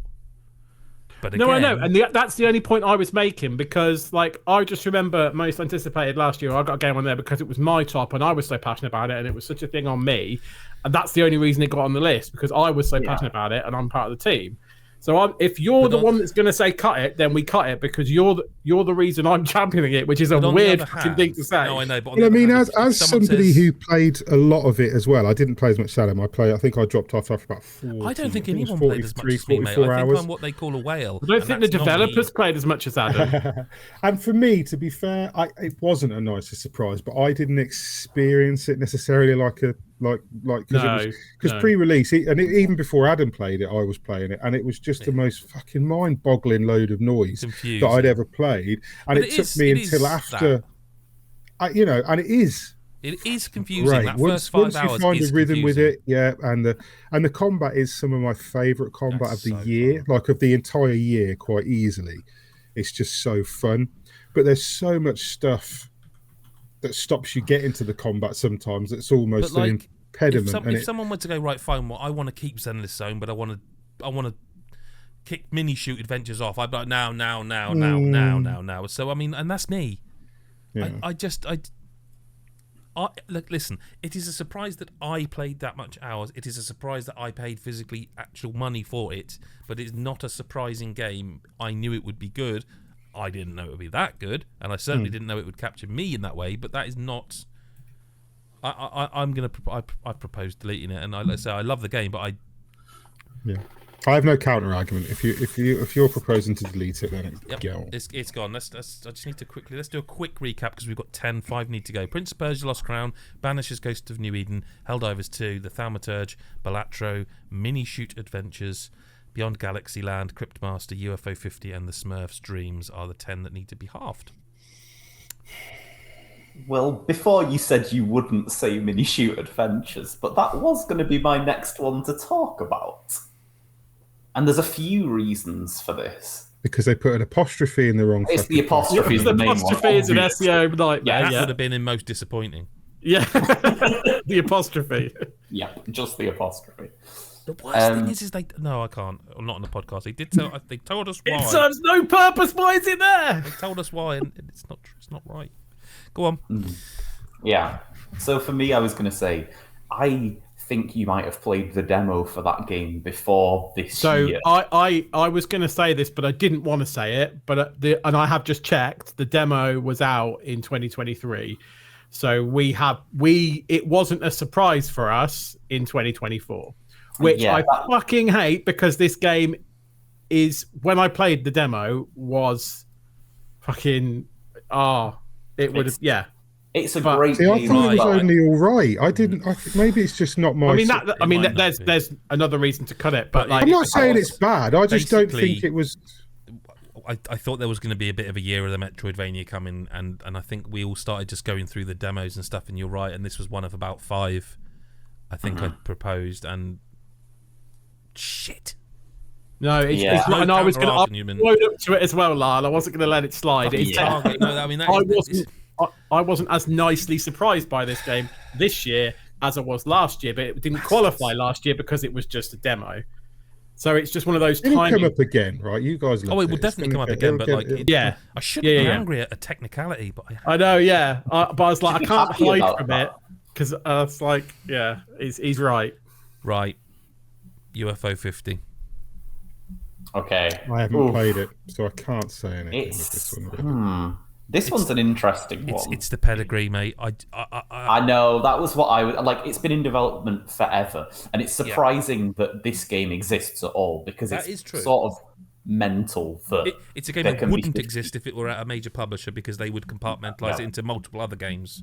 I agree with you, but I do think the pedigree, this is a game that the only reason I didn't have it on like most anticipated for lots of times is because it's been in development forever. So it never really felt like it, wasn't it? Where you're like, well, we think it, but we should say we're not even said Spelunky developer is one of the people behind this, which is why this. To me, and the concept in general is it is baffling that it exists. A fictional collection of 50 video games for a console that didn't really exist from a publisher that didn't really exist, and then you end up wishing did. And yes, and all these games that are kind of like these retro experiences, not all necessarily like massive, you'll want to spend 10 hours on them, but there are a few of them that you will potentially do that with.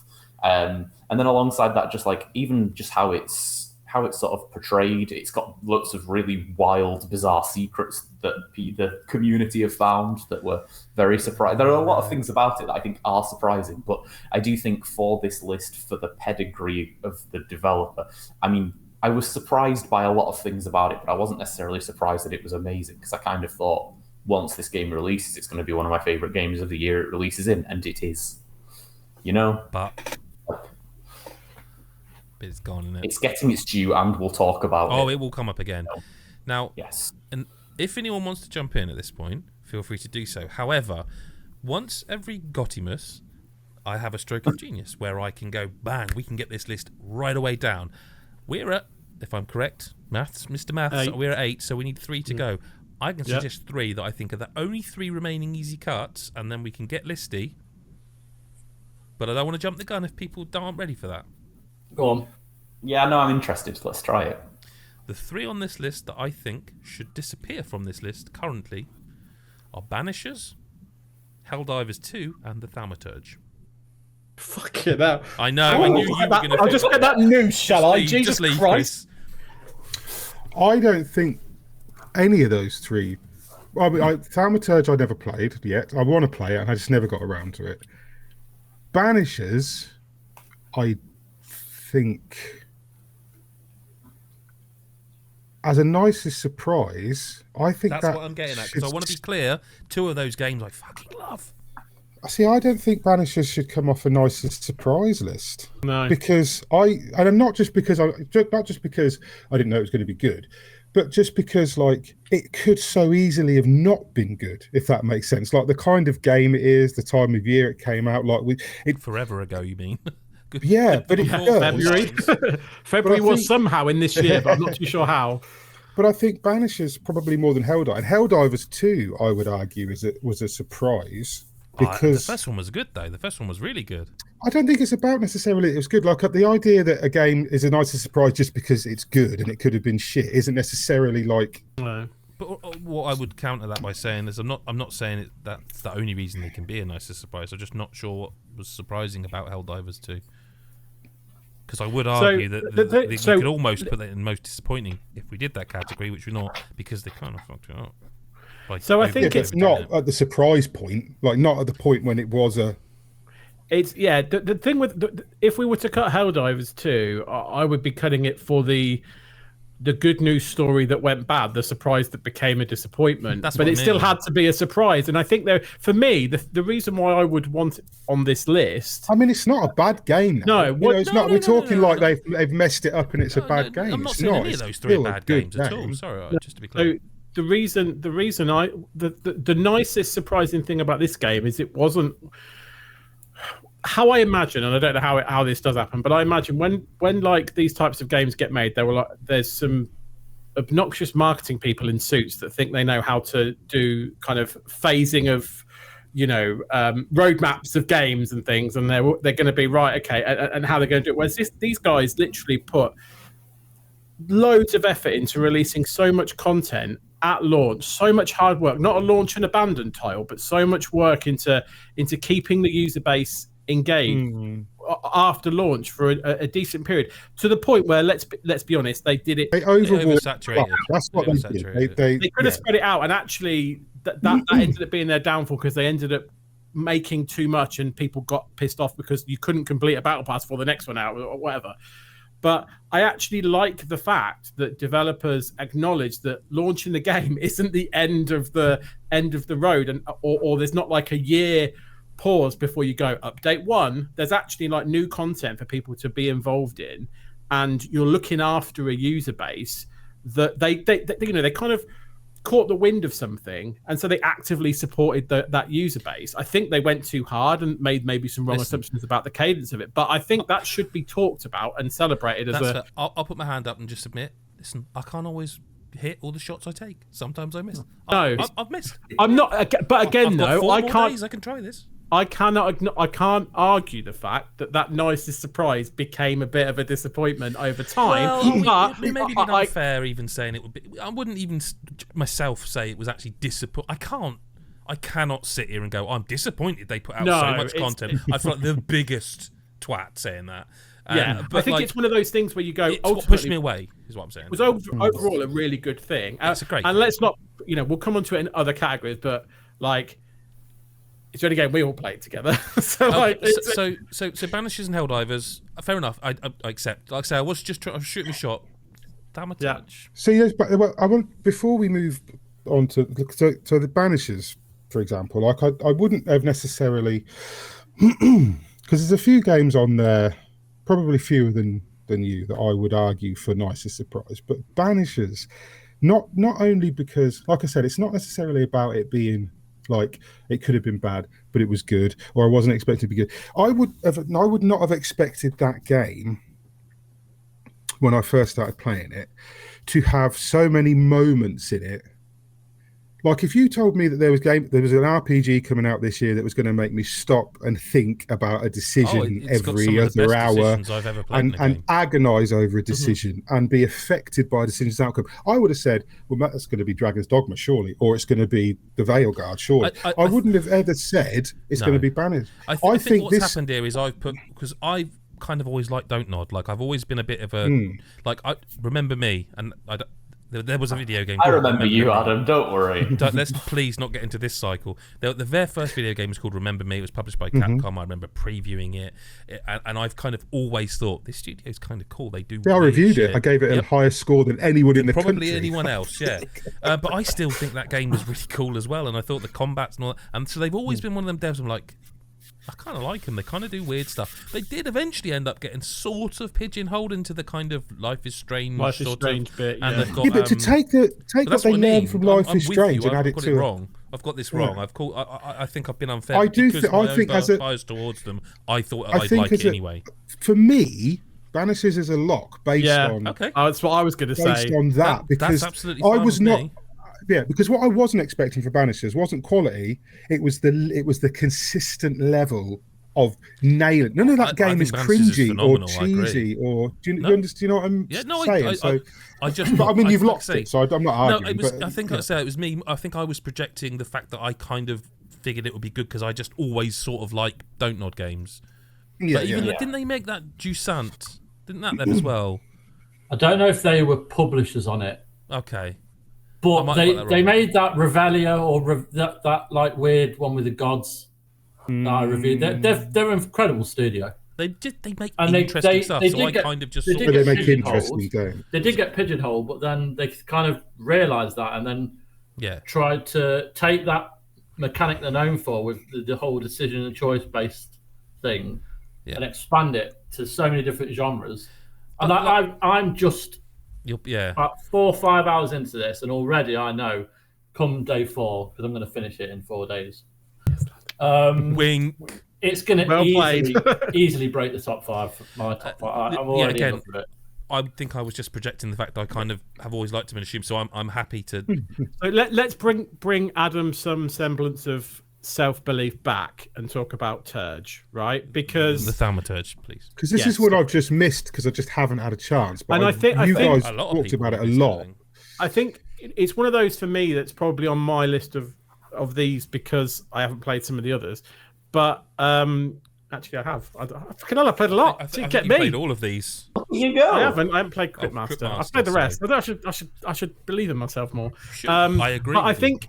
I remember, Adam, when we looked at the was it the trailer for this? We somehow missed the launch of the announcement of the trailer, and then we found it a week later. And we're like, we need to look at this game. This looks incredible, and we were like, oh my god! And then who developed this? Because it reminded me of like Vampire, which I can tell you who published it because it's the publisher that made me stand up and look. Because basically, when I see the publisher or someone involved and it's 11-bit studios, I go it's on my radar because again they make weird, cool stuff. Fool's Theory is the developer, and published by 11-bit, so it proves that they don't just make good games; they pick good games to publish as well. So it's just a weird mix of games that is unlike a lot that I've played recently. To be honest, mate, if we're doing a weirdest game of the year list, that's why it was surprise. And it was a surprise, and I enjoyed it, so it was nice. But I appreciate that, like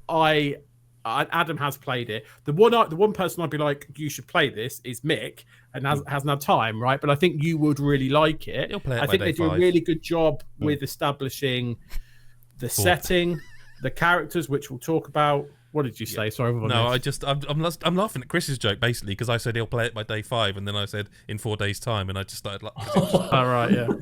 Chris's joke, I've just backed on the end. Made yourself laugh by nicking it. I backed onto his joke. Yeah. So I think this goes because I don't think Lyle and Chris and Mick have played it. I have because I originally you were going to review it. Yeah. And I got a load of other stuff on, and you took charge. Yeah. You took control of it. Okay, yeah. So I have played a good 5 or 6 hours. It's great. It's weird as you like. It's the setting that I love. The setting's great. It's like dark gothic, but like real. Like it's got like Rasputin in it. It's very like creepy, but then the combat is exceptional. Like that whole smart mechanic. Turn-based, yeah. The way the combat works is really clever. The characters are really interesting. I actually think Lyle would like the combat aspect of it. I think he'd like most of it. Well, yeah, maybe. It's just you'd like the combat. It's a bit janky. It's a bit janky.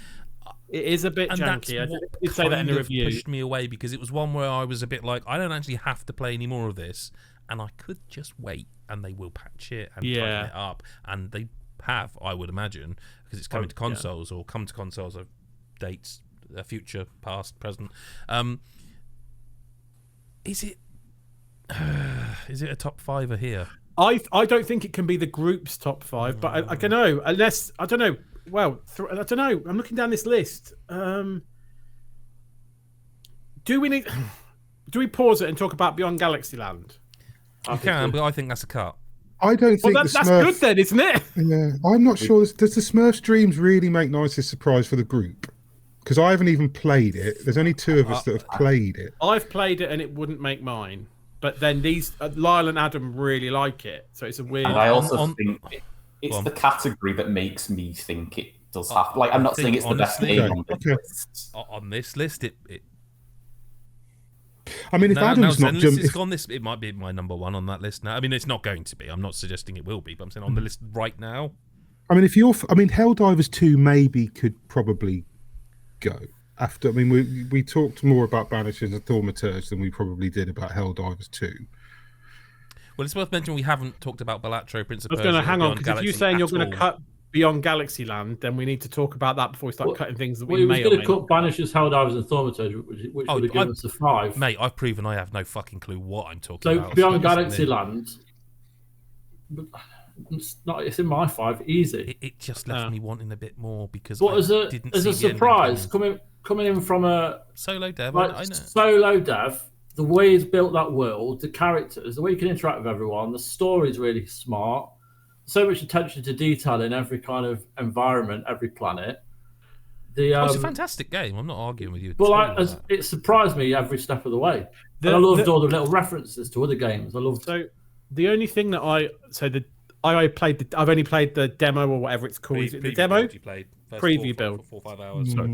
So the only vibe I got from Adam, and you might be able to confirm this, Chris, is that based on how that set things up, I thought this was going to be a really, really good game, and it turns out actually the preview is quite a large slice of it, nearly half. And so that's not saying that therefore means it's not nice to surprise, but that's the only negative I have of it, because I really was up for it, played it. So my problem with what you've said is I agree, and because I had that feeling the whole time, I felt like a lot of the mechanics never really got going, but I was like, oh yeah, we get credits. Do you know what I mean? And so I like the photography stuff. Like I get it is what it is, but I kept feeling that there would be more to it as I played more. It is just that. It is just what you do, like the sort of Pokemon style, capturing the enemies and using them. I didn't get to use half of them because the game just ended, and like I don't know, maybe I just had the vibe this was going to be, and maybe it's unfair because it is a solo. I just don't know how much. What I would say about it being in surprise, from an outsider, because I played about an hour and it didn't hook me. But I was playing a lot of other things at the time, like I always am. So I'm not saying there was anything negative about the game. But if you're talking about surprise, right? I remember how hyped Adam was when he first started playing this game. So, like, we're not discussing its quality overall as a game. We're discussing whether this was a nice surprise or not. And I feel like it was a nice surprise for several members of the group. I really enjoyed based on it being a surprise, because Adam kept telling me play, and I did play it, and I didn't have a chance to really get into it. But after the fact, you might be saying that it ended too quickly. There were these negatives, but it's more than that, though, man. It's more than that. Like, it tells you point of no return, right? Which a lot of games do, and I don't mind that actually at all, because it is kind of like. But because I'd rather games did, to be honest. Yeah, because of how much longer I thought it was going to be, I honestly thought, yeah, very good, you're winding me up. You know, it's going to do that thing of point of no return, and it's like, and now, open up. And then the credits rolled, like, oh, no, that really was the point of no return. I should have gone and done other side stuff and that. And I just, again, loved it. Loved the game, thought it was really good. I just was surprised that there wasn't a bit, I was left wanting more of a very good video game. That's not always a bad thing to say, I wish there was more of it, because you loved it, and I did. Sometimes the art style. Praise. I love the art style. I love the writing of it. It's a remarkable work, given that as one person's done it. I'm not even against keeping it, but we need to cut something. I also think that in terms of, like, say, using the solo dev thing, I feel like at the moment we're kind of getting each year quite a few things that are basically by one person that are fucking wildly incredible and unimaginable. I mean, Cryptmaster's 2 people, isn't it? I think. Yeah. Balatro's one. Balatro's one. I'm not saying that should have. I'm happy to park I mean, it. I'm not But we saying need a it's the cut. same, yeah. We need a cut. We haven't talked about. Well, where did we end on the thaumaturge? I think if you cut the thaumaturge, you probably cut Helldivers too, I think. And then cut Banishers, and Adam was right all along. No. Yes, No. Well, we've only got to cut one more if you cut Helldivers and the thaumaturge. Yeah, but we haven't even discussed Balatro or Prince of Persia, so we need to cut one, and then at least we need to talk about. Are they not being talked about because they're locks, or? I think you cut the thaumaturge unless anyone else is going to shout for it. I think that's at least one of these for sure. It feels like it from the room, you know. Okay, so we are down to 7. 7. So 2 still need to go. We've locked Banishers. I don't know where you feel about Balatro. That game took me a long time to try, and once I tried properly, I mean, literally, listen, we don't normally break. What I'm shocked is that somebody made a really good roguelike with cards. You were texting me last night about how surprised you were at this game, like because I play roguelikes. I play every fucking roguelike going, and sometimes it gets to the point where it's like, if I hear one more dark fantasy roguelike, or do you know what I mean? You get to that point with it, especially this year, because this year has just been survivor games and roguelikes all the way down. And then someone said, well, it's a roguelike, but it's cards. And I went, I don't really like poker, so why would I like this? I'm bored of roguelikes, and this has got poker in it. And so I didn't bother, and I've had it for ages. And then, like, you guys were talking about it, and I was like, you know what? If I don't play this, it's going to be a pain in the ass when we come to do the goty stuff, because I'm not going to have an opinion on this game. So I'll give it 5 minutes, and then 4 hours later, I texted Adam like, I thought you were like an hour, like 20 minutes in when you were texting me. I was when I first texted you, but I kept going and going. Yeah, of course, you then vanished for hours. Yeah, that's true. Yeah, and so I think as a surprise. Fucking hell, that's a surprise. Like, I wouldn't have expected. How do you make? Who sits there and says, I'm going to make a roguelike game, but with a deck of cards? Who does that? Like, that's a solo developer all the way down, because a committee would have talked him out of something like that. Yeah. Do you know what I mean? It's like that for me, as a nicest surprise, that's probably my number one this year. Yeah, I hadn't thought about it in a lot of the terms you've talked about. Yeah, I mean, I'd always thought that would make a top 5, but when I was saying, the Smurfs would be my 1. Because Balatro I play on mobile, and I don't really play mobile games anymore. Which is, and I shouldn't even really like it, because it is like even just to look at it, I'm like, I didn't understand it at first, and then like before you know it, because I was playing on touch, and I was like, how do you even find out what the cards do? Because I'm not mousing over them, and it's you hold it down. So there were little things about it that just, but even that, like normally with me, I'd get to a point with a game like that, and it's such a throwaway thing that I'd be like, I'll go play something else because I haven't got time for this. I've got other things to play.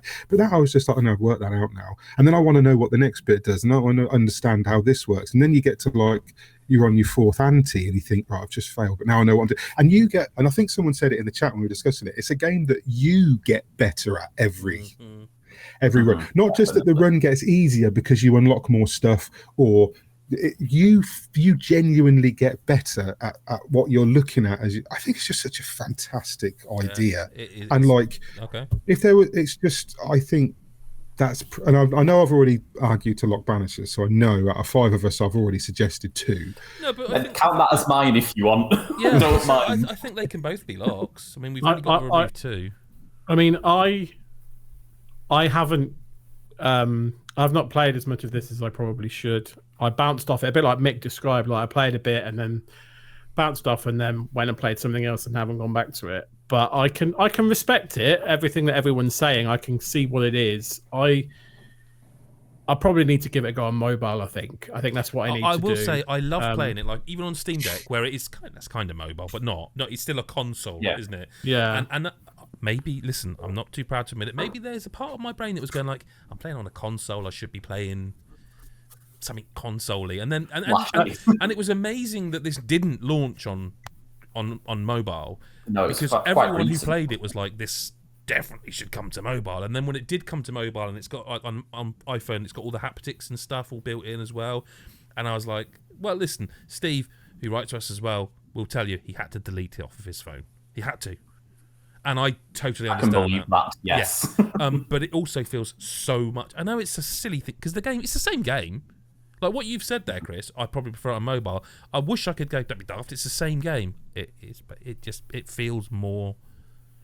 It does feel right on mobile. Or like if you, I didn't play touchscreen on Steam Deck. If I had, maybe I would have. You know what I mean? But yeah, yeah, it can be a lock. It can be a lock. That isn't cutting one though. So. No, I would have been gobsmacked if people had suggested cutting Balatro though. Same. Even though I've not got the love for it that everyone else has, I can totally respect it. I'd have been amazed. So it doesn't really change anything. It just gets us a little bit further along. When did I preview Prince of Persia? I was actually It was wondering. this year. I'm sure it was right before. It was either January or December. When did I actually play it? I'm not sure because I remember played it in being January. really hyped. So Yeah, but I would have told being you guys, really in the preview, and I would have same with mini shoot, innit? No, I played Mini Shoot in 2023. It's not okay. Yeah, that's fair. No, that's fair. That's fair. Fine. No, it stays. It's fine. Yep, Chris. Thank you. Good. Okay. Good memory, Chris. There's no need to. Well, you. The only it's fine, Chris said. Okay, because I could shoot it out of the air right there. Yeah. But I mean, I was. When did I I was quite preview ready it? to. Do you really want to know? Not now. You're saying it like that. No. I could tell you, and it'll hurt you. December, wasn't it? It was, mate. The Because I preview was 13th December. of fighting December, really hard yeah. for it for most anticipated because you were so excited about it last year. So for me, I don't think it makes sense because otherwise if we were most anticipated for it and it was really good, then it's not a nicest surprise. It doesn't make sense. But saying that, I mean, it can still be, I suppose. Yeah, that shouldn't really I mean, be. this is it because as well, like. I don't know, because maybe we'd have to retroactively go back and rediscuss the other one. Such a shit memory. Why did it have to work then? But the timing. But the thing is, like, if you're talking about games released, I mean, it was released this year, and Adam had obviously played the preview, and he'd told us it was really good and stuff, and so, so we might have expected it to be good. But I don't know if that is all that matters. Like, I don't know if the level. Yeah, but I don't know if the level of quality. No, I was going to say there's layers. I think there's more to it than that. It's not that because this is it's a Metroidvania it's a Prince of Persia, which is like the granddaddy of no, it's not. I know you got Metroid and you got Castlevania, it's one of the royalty. Prince of Persia is one of them, right? It's one of the Metroidvania. I think it was before it was known as Metroidvania, but it's one of those games, and it could have so easily. It's Ubisoft. It was the start of the year. Like you said, they may have arguably fucked it since, but at the time, I think it probably did count as. I think it probably was one of the nicest surprises. Because I'd been playing fucking hell. The end of last year was just Metroidvania City. I mean, it was like we've been playing. We had the Last Faith. We had the cookie cutter.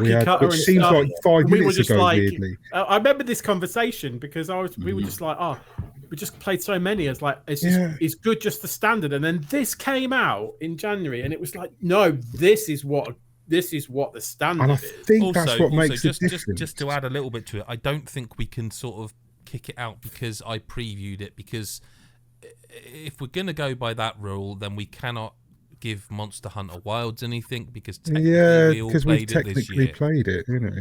So yes, I previewed it, but that is my job as well. Like I can't just go, sorry, we will no longer be previewing. No, I think it's different if you previewed it. I think preview and demos are different. A fully accessible demo that anyone can play. That's what I'm saying. This I don't think falls. I knew how it cut it, and I love it, but I knew how good Mini Shooters was for Game of the Year last year. Demo of a game that was, I knew how good it was. Well, the first opening, however long. Counter question: is Prince of Persia a lock then because of its quality? I mean, it's not for me. I didn't really click with it very well, so it was not that regardless. But I mean, and I thought that the reasoning, because of how hard it was fought for, I was less surprised that everyone else liked it. But I'm not saying that that's necessarily the argument, but that's 100% why I'm on the side of it wouldn't be for me. Like, it's the bottom of the list for me. But that's fine. Like, if it's different, that's also fine. See, I think you could probably cut Helldivers and Cryptmaster, and that's your list. Are we on 7? That would be 5, yeah. If we cut that. Yeah, I think Cryptmaster, because like Lyle said, he would champion Smurfs, he's championed Balatro. I am championing. Chris is very passionate about Galaxy Land being well, that's what I was going to say. Is if If we don't cut Persia and that, then basically... I think Helldivers 2 is fantastic, and we're going to talk about it again. I'm sure it's going to come up in a couple of other categories, at least one for sure. Oh, yeah.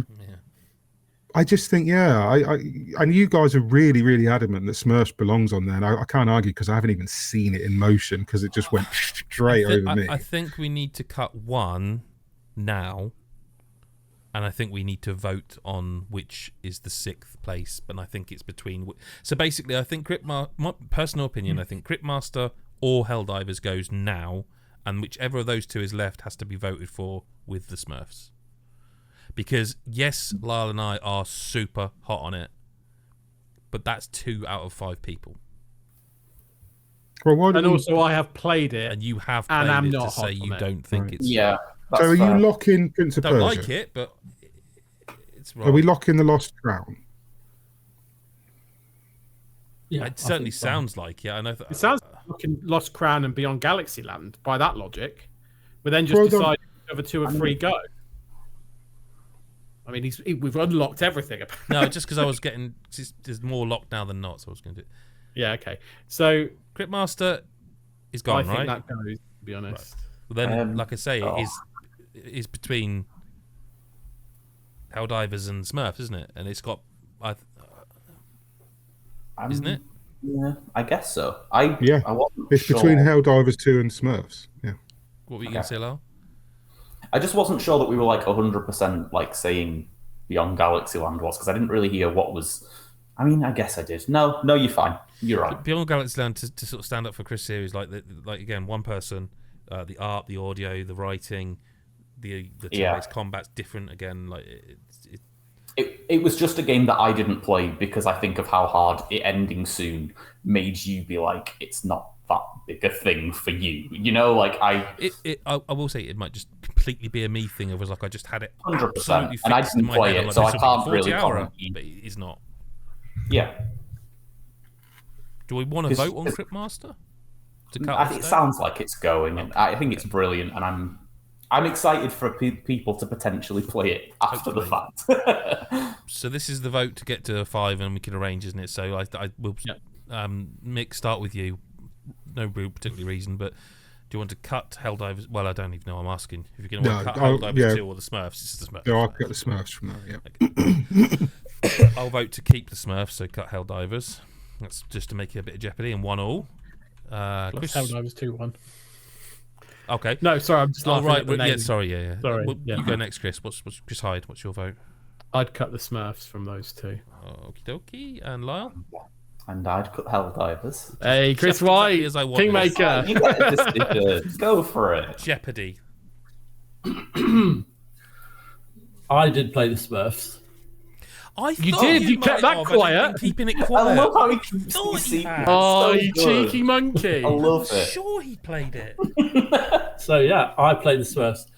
And the first thing I was like, how the fuck is this like Mario 3D World?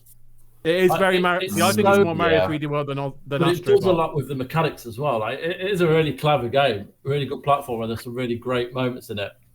But I cannot take away how much of a surprise Helldivers 2 was for me. You held my hand in the palm. No, that was great, Chris. I did a Simon Cowell on X Factor. It's a worthy 6. Yeah. But they're both great. But honestly, Helldivers 2 just fucking knocked my socks off. Right. Okay. Whoa. No, I'm just moving around just to feel the room. Helldivers isn't there, is it? I mean, Helldivers. I was going to say what.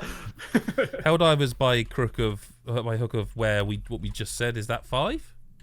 Yes. I think if you have to vote to keep it in, it's automatically Beyond is 4, either 5 or 6. I think maybe swap Balatro and Banishers. Say that again, Chris. Maybe swap Balatro and Banishers, and that might be a list. I would agree with that personally. I kind of have notes. No, that's not what I want to say. I know what you're going to say. I have no strong feelings against either. Because Balatro would argue madness, but Banishers generally has some of the hardest choices I've ever made in a video game. So I sort of love them both equally, but they're so different. Yeah, they are just 2 games. There's not even a crossover anywhere. Yeah, it's one of those where, like, obviously from what I've said of both games, I would have Banishers at 1. But I'm not going to sit here for the next 25 minutes arguing that Balatro shouldn't be number 1 either, because I can see it. I just didn't feel it on the time I've spent with it. Hang on. So are we all agreeing on 3 to 5 there? I think so. Yeah, I think we are. Yeah. Yes. So do we just take a vote? Yeah, that's fair. Yeah. Do we just take a vote and we just? I mean, Lyle's just gone, so he's angry. Oh fuck! I didn't realise I was going to vote because. Well, we know his vote is for Balatro. Yes. I was just reading the room, but I actually really like Banishers. Yeah, you can vote for it. Fuck it, let's do it. I hate to say that. I have no strong feelings, but I love they are so different.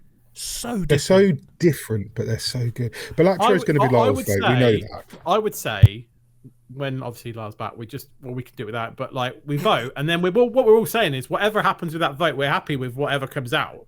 Yeah. But then we can just vote, and we know that's the right a wonderful one for the list of 5 marvelous video games. Yeah. And it almost feels like it's like they're both one in various ways, depending on what you like. But again, I don't think you could literally list 2 games this year that were more diametrically opposed in terms of so different. Like, one is like all emotion and voice acting and mechanics, and the other one is like pure, almost like arcade of the ages video games. And this is not me stalling because Lyle's not back yet. It's well, we'll vote without him, and then he might get the deciding vote. I'm just thinking around the room. So, Chris Hyde would be your no, you're not. You're Banishers, aren't you? I'm Banishers. And Chris White? I'm going to go for Banishers. Oh, Mick? Yeah, Banishers. Oh well, there we go. Okay then. That's that'll be good. That'll be a good thing to phase in when Lyle comes back in. Pretend we all don't know. Hello. He's back. Pretend something. Yeah, sorry about that. I'm a house falling down. That's right. We were trying to. We were. I thought there was going to be jeopardy for when you came back, as we did a vote. And before I even got to have my vote, it was already 3-0 to Banishers. Oh well, okay. So, it's decided then, isn't it? That's what I was saying. I was hoping there'd be jeopardy, and it'd be like, oh, Lyle gets to just walk back in and go, I get to choose. I didn't even get a choice.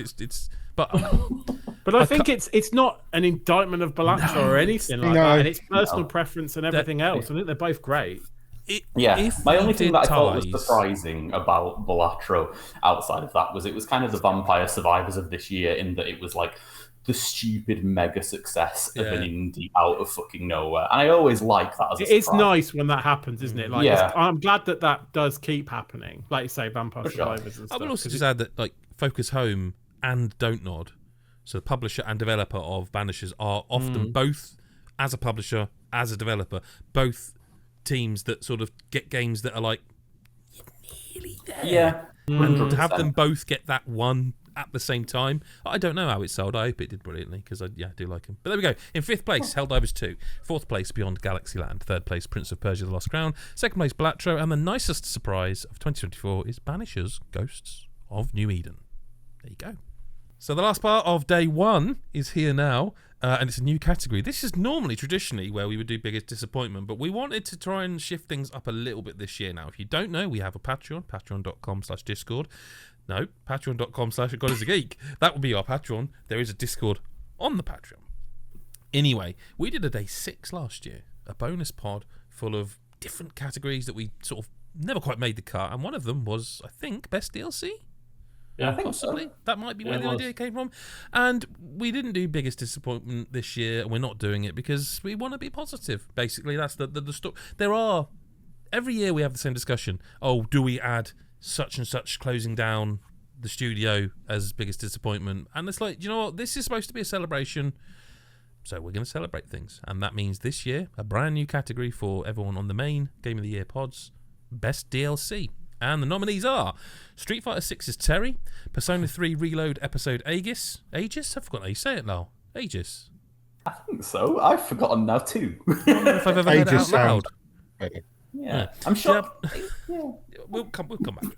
Diablo 4 Vessel of Hatred, Alan Wake 2 Expansion Pass, Fortnite Chapter 2 Remix, Elden Ring Shadow of the Erdtree, Splatoon 3 Side Order, Vampire Survivors Ode to Castlevania, Vampire Survivors Ode to Guns, Operation Guns, and Destiny 2 The Final Shape. Stop smiling, Mr. Fraser. You. I wonder who added the last one to the list. Cat, thy name is Fraser. Yeah, I will have my say on Destiny 2 at some point. Well, it wouldn't be a podcast if we didn't have something. What's the is this top 5 or top 3? I can't remember what the rule is because this is new. Normally top 3 Let's do disappointment. 5. But We this do is 5 top of everything 5. else. There's not that many of these, so let's do the 5. Okay. Listen, Street Fighter 6 Terry, we can cut right away. I'm the only one who cares, and I just thought it was cool. I thought it was really cool that they're delivering like different things for their season pass, and I really like the fact that Terry's there. Just, cool. It's a great name. Oh, Christ, it's a great name. That's not why he's on the list. But yeah, that can go Just right the guy away. in the credits. Right. But now we're down to the sort of serious stuff. So yeah, Lyle, Persona 3 Reload. It's like not very good DLC. That's what I mean. I was going to say, isn't this the one that you said this wasn't very good? Comparatively. Yes, I think so. Yes, it's Persona, but without any of the social stuff. It's like a big dungeon crawly bit, but that lasts like 20 to 30 hours or something like that. It's been a while, and it's like because Persona combat's really good. That aspect of it is really good, but being like half of what you love about Persona and sort of framed in a very much just you are doing combat forever, just keep doing combat So is it forever. like the tower from Persona 3 though? Is it like that? It's sort of, yeah. Because every Persona since has had like proper bespoke dungeons, hasn't it? Like even it's still the same sort of like generated. So is it just more of the same without sounding like an arsehole? But less it's of the same. less it's of a the bit same. worse than more. It's less of the same. Yeah, although it's still very good because it's Persona. Like it's the first time I've ever given a Persona anything an 8, which means it's very, very good. But it's so much worse than everything else that package has, and lasts for a long time, that it's hard to be like, get this, because realistically I'd be like, well, you've played so many hours of Persona already and probably really enjoyed it. You don't need 20 hours of sort of some of the worst bits of it, you know? It does some cool things, and it has an interesting story that sort of like follows on. But yeah, it's not on the list. That's fine. It's easy. We are rattling through them. Fortnite Chapter 2 Remix, is that DLC? It's not DLC, no. Probably should get cut then, fellas. Let's bring back biggest disappointment, because this is a fucking... The biggest disappointment is the fact that we can't even get DLC on the best DLC. Yeah, best DLC category is biggest. No, it's not really DLC, is it? It's a really good update for Fortnite. There's been a lot of those this year. If we're doing best update, I was going to say, scraping the barrel if we have a category of best update. I'm just concerned we're going to end up needing to do a top update. 3 now. Like, yeah, it might have to. No, there are now. These are all DLC. We're getting towards heavy hitters, aren't we? Yeah. There was just some low-hanging fruit there. Yeah. There were. We got rid of it quickly. Some of them were quite rotten. So we've got to cut 2 from this 7 now. I think it's a 7 there. Yeah, that sounds right. Yeah. Yeah. Oh, this is easy. You're on the one I was going to ask. Yeah. Say it. Someone say it, and I'll give a little bit of a speech Splatoon about 3. Yeah. Splatoon 3 Side Order. What was it? It was basically like a roguelike mode for Splatoon. So sounds cool. It really is fucking cool and surprising and different and weird. It's a literal elevator that you're climbing up with boss fights in. I think it was I can't remember now. Was it every 10 floors? Might have been every 10 floors. And you're kitting out your Splatoon Inkling with like loads of different. Like each floor, you get a different buff, and you're filling out a color palette. So palette, and you're increasing your damage like in the other roguelike, and you're getting different weapons as you unlock things, and it's genuinely super, super cool. But the fact of the matter is I'm the only one who's played it. But you could say that about Destiny and Diablo, to be fair. Yeah, I was going to say there's only going to be a couple out there that a few of us have played, I think. Yeah. How is it? You've played the most of these by far. How does the Splatoon 3 Side Order rank compared to a lot of those? Would it be in your high up in your top 5? Would it be? Well, interestingly, I only have a top 4. No, I don't. I have actually played. No, it would be in my top 5, yeah, because I've played both those Vampire Survivors DLCs, and they're both fucking brilliant. Although Castlevania one is better. No, it is. It's just more substantial, I think. It's hard to pick for certain, but I know what you mean. Yes, you might have to before long, Castlevania Lyle. is phenomenal, and it really is. I mean, what an apt title. Until you play it, it doesn't really. Was the Dead Cells Castlevania DLC this year? No. Was that last year? Last year. But Ode to Castlevania is it's unless I haven't got far enough into Operation Guns, that's Contra, isn't it? That's an ode. That's why I keep wanting because they feel like odes to. All the DLC feels like a homage, but Ode to Castlevania is wow, there is. It must be the most new characters they've ever added. Surely there's like 20. It's Mahu's. Yeah, is there? The map's is there massive. only There's 20? loads of secrets and shit. Like Ode to Castlevania is. Here's a question for you. I know you had a chance to interview the dev. I can't remember the name, but Ponkel is the developer's name. That's not. Yeah. Did you ever get to ask the question that I asked about the price? I didn't know. No, I wasn't able to. No, I also heard 3 other people ask it while it was sat there, so I didn't really want to. I was original. But I don't know how they. When you look at the Vampire Survivors DLC, well, when you look at Vampire Survivors, and you're like, how have they not raised the price? The game sold millions, and the DLC is so good value for money. And then this, I spent more on pasties today than these DLCs. Amazing. Oh, that's a box quote. Yeah, I think it would be my number 4, the Splatoon. Of these 7, I think I'd have. Say again. Of these 7, it would be your 4. It would be my 4, and I think it would be literally bookended by the 2 Vampire Survivors ones at 5 and 3. I think. So. But that's me. That's just me. I haven't played Diablo. I definitely haven't played Destiny. You laugh. You can laugh every year. We take the piss out of Destiny. Every year. Mate, it's only because it's a joke. And to be fair, this is the last time that you'll have Destiny 2. I mean, it does say it's the final shape. Don't make promises you can't keep. I haven't played it since this, so there'll be something else. Diablo has to stay, right? You love Diablo. Yet? If I've got to choose, if it comes down to a choice where I've got to make a choice between those two, then no, Destiny stays. That was not what I was expecting. No. So Diablo 4, which I can come back to, Diablo 4 is a fantastic piece of DLC. It's really good. They make so many balances. But the thing with the Diablo 4 DLC is a lot of the balances were free in the update. So it's not necessarily that the DLC adds. It's great. Adds a whole new region, whole new class. It's fucking brilliant. Really good. If you're a fan of Diablo, which I am, it's spectacular. They didn't put a foot wrong with that DLC, in my opinion. There's a couple of little niggles that weren't quite right. But generally speaking, they nailed it. They got it right. They did exactly what they said they were going to do. Here's a great new class. It really plays different from all the other classes.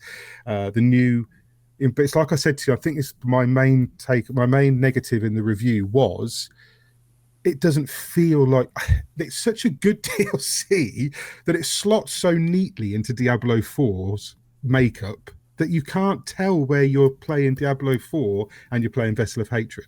Like the map of Diablo 4 is such a massive, varied, huge map. There's so many different biomes that moving from the swamp area into a new jungle area, you're just like, I kept forgetting I was in a new area. So that in itself wasn't a wow factor in that, you'd expect a new region to blow you away. The new region's great, but it just felt like more Diablo 4. The main thing in that had some really good boss fights, but the main thing was the new class, and that could have been an update. Do you know what I mean? So yeah, I think if I had to choose out of these two, Diablo 4 was a great slice of DLC. It really is. Before you cut, because it does seem a bit unfair, really, just saying cut one of your favourites for no real reason. I wouldn't suggest this in any other category, but because it's a new category and because it's a bit different from all the others, would it just for the sake of variety, be fair to say, should we cut one of the Vampire Survivors ones first? I mean, I haven't played them. So. I'm okay with that, but I do think both of them are fucking brilliant. And I don't think, even if I'd played all the DLCs in the world, I would put them outside of my top 3. You know, like they have such a ridiculous amount to the game. Because obviously the Castlevania one, we've talked about adding a lot to the game, and it adds more than a lot to the game. It's ridiculous. But even Operation Guns, in terms of like, it adds like a lot of different levels. It adds stuff that, like, it has its own separate campaign and stuff that then moves into all the time you can spend on it. Like, the only game that maybe touches the amount of time I've spent on Balatro this year is Vampire Survivors, and a lot of it is to do with both of these DLCs just adding so much to the game. Like, I'm fine with only having one if we want to say we should really only have one. More as a, like, because it's a new list, it's just more of a sort of representation of the 5 of us. And if that is what we want to do, that's fine. And my pick would be that Ode to Castlevania is like the easiest number 1 I would pick of any category ever. So yes, like, keep that one of the 2. What do the rest of you guys feel about that? Because obviously, just in terms of, I haven't played them. No, so I'm saying, so in terms of, I think it's fair that one goes. I mean, it certainly makes it easier. Okay, Mr. Hyde, do you agree? Do you think it's fair? Yeah, I do. Yeah. So we just need one more to go. And do we need to talk about Alan Wake 2 before absolutely, yeah, sure. That's me, by the way. I'll put that on the list. I was going to say, I thought you were pausing to make me talk. I was like, I don't want to spoil it. I want you to play it. I want you to play it. I want Chris White to play it. I want Lyle to play it. I don't remember if Mick's played Alan Wake 2. But I finished Alan Wake 2. Yeah. Then I really want you to play it. It was one of my top 3 last year, I think. Which one? Which part? The one with the agent in the lake house. Yes. Oh, you played the wrong one. Damn it! I thought for a minute. I've got. I can't let it go because I don't want to spoil it. If that makes sense, but I don't want. I really don't want to spoil it. It feels like, you know, that all of us have had quite good times with Alan Wake 2. I'm confident that I would vote for it if I had played it. I don't know if that's that helpful. Okay, I can offer a way, but I can offer a way without spoiling. So in Alan Wake 2, there's a moment that we all, I presume, absolutely thought was incredible, involving music, similar to how Control had a moment. Mm-hmm. Okay. Yes. In the DLC, the first part, there are 3 sections where you play as 3 different characters. They are literally like episodes of TV. Each one's 45 minutes. The newest one, The Lake House, is it's like a 3-4 hour campaign. It's more Alan Wake 2 traditional. The third one of the 3 Night Springs episodes from the first part has a moment in it akin. It's not the same, so it's not like music based or anything, but it has that kind of level of what the fuck moment, which I loved more than anything about which is why I really don't want to say what it is, because it's and I appreciate so fucking cool. It's so cool, and it was one of those moments. I think I put it in the review where it's like, I love what Remedy are doing now because they've now finally got that scale of audience. They can kind of do whatever they want, and that's so exciting because they've always been batshit with their stuff. Like, think about it. This is the studio, remember, that did a video game that you had to also download a full TV series of. They've always been like out there in terms of wild nonsense, and this bit of this DLC was like, it's not a fluke. There's more of this, and it, like, I won't spoil again, but like even the Lake House, which is basically Control, the video game inside Alan Wake, like how the Alan Wake experience from the AWE DLC from Control was Alan Wake in Control. This is the opposite way round, and there's a literal teaser for Control 2. I think, I don't know. I mean, certainly what I think it must be the tease for it, and I'm just like dribbling with anticipation. Oh, sorry, no. I'm really excited for. I mean, I love Control, but like, don't get me wrong, like that DLC is not perfect in any way, but there are some outstanding moments in it that are so Remedy. Yeah, like those moments that just can't, I cannot. If it goes, it goes. But I would rather it went than I spoiled those moments. Let's put it that way. It doesn't sound like it should go. It just doesn't sound like necessarily we can all vouch that it's. That's the thing. You are going on my trust. You might even. I don't know. Maybe you'll play them and be like, "Oh, it wasn't that amazing," but they're. Oh, it's so fucking cool. You've got the passion, though, haven't you? Cool. Like, you know what I mean? It's so cool. There's a lot. Even after everything they did in Alan Wake 2 and Control, it's so cool. It feels like just purely mathematically it can't go because you'd put it above Splatoon 3. Yeah. So therefore, if we're gonna we only got to cut one. Even if we cut one of yours, it ain't going to be Alan Wake. So fair. It can't go just I'm happy purely on that. Even as long as I don't spoil it and you get the chance to play it, without that, I'm happy. Here's my December thing I'll be playing after the pods. Yeah, and I would even say if cash is tight and people don't want to get like the full expansion pass, it's difficult though because they're quite like. So the first half of it that was released earlier is 3 short 45-minute episodes, literally, that you play. And each one you're a different character, and they're all kind of like flights of fantasy. So, for example, the first one you play as the woman from the diner, who's super fan of Alan Wake, and it's all in her head. Like this is her adventure where she's going to go and save Alan because she and Alan are destined to be together. And there's all this dialogue going on. Every time you have, and also the combat, they give you like fully upgraded weapons, like so automatic shotguns and stuff, and an automatic rifle. And every time it fight, like hillbilly style, music starts playing, and she's like, "You're so rude," and it's so Remedy. Like, and that's as far as I would go with spoiling because that's just gameplay mechanics. And I will even say part 2 of that where you play as Jessie, isn't it? No, shit. What's the name of the woman? It's Jessie, right, from Control? Control, yeah. I thought so, yeah. Yeah, when you play as Jessie from Control in the second part, that's the weakest of the 3. But you're still fucking playing as Jessie from Control in Alan Wake, and that's cool as fuck. You know what I mean? You're going around an environment that you have already been around, but it's all different, and it's all about this weird, like, people are drinking coffee that's manipulate. Yeah. Okay, so am I deleting Splatoon then? I think so. Based on everything I've heard, I feel like that's the one that goes. Okie dokie. We have 5. We just need to order them. This is easy. We do this again next year. This category. Piss. As in peace. I have no idea how we order this. We all know what's number 1, don't we? Well, I haven't played it, but Doesn't I matter. can't argue against it. It doesn't matter, does it? That's the stupidest. You haven't played it? No.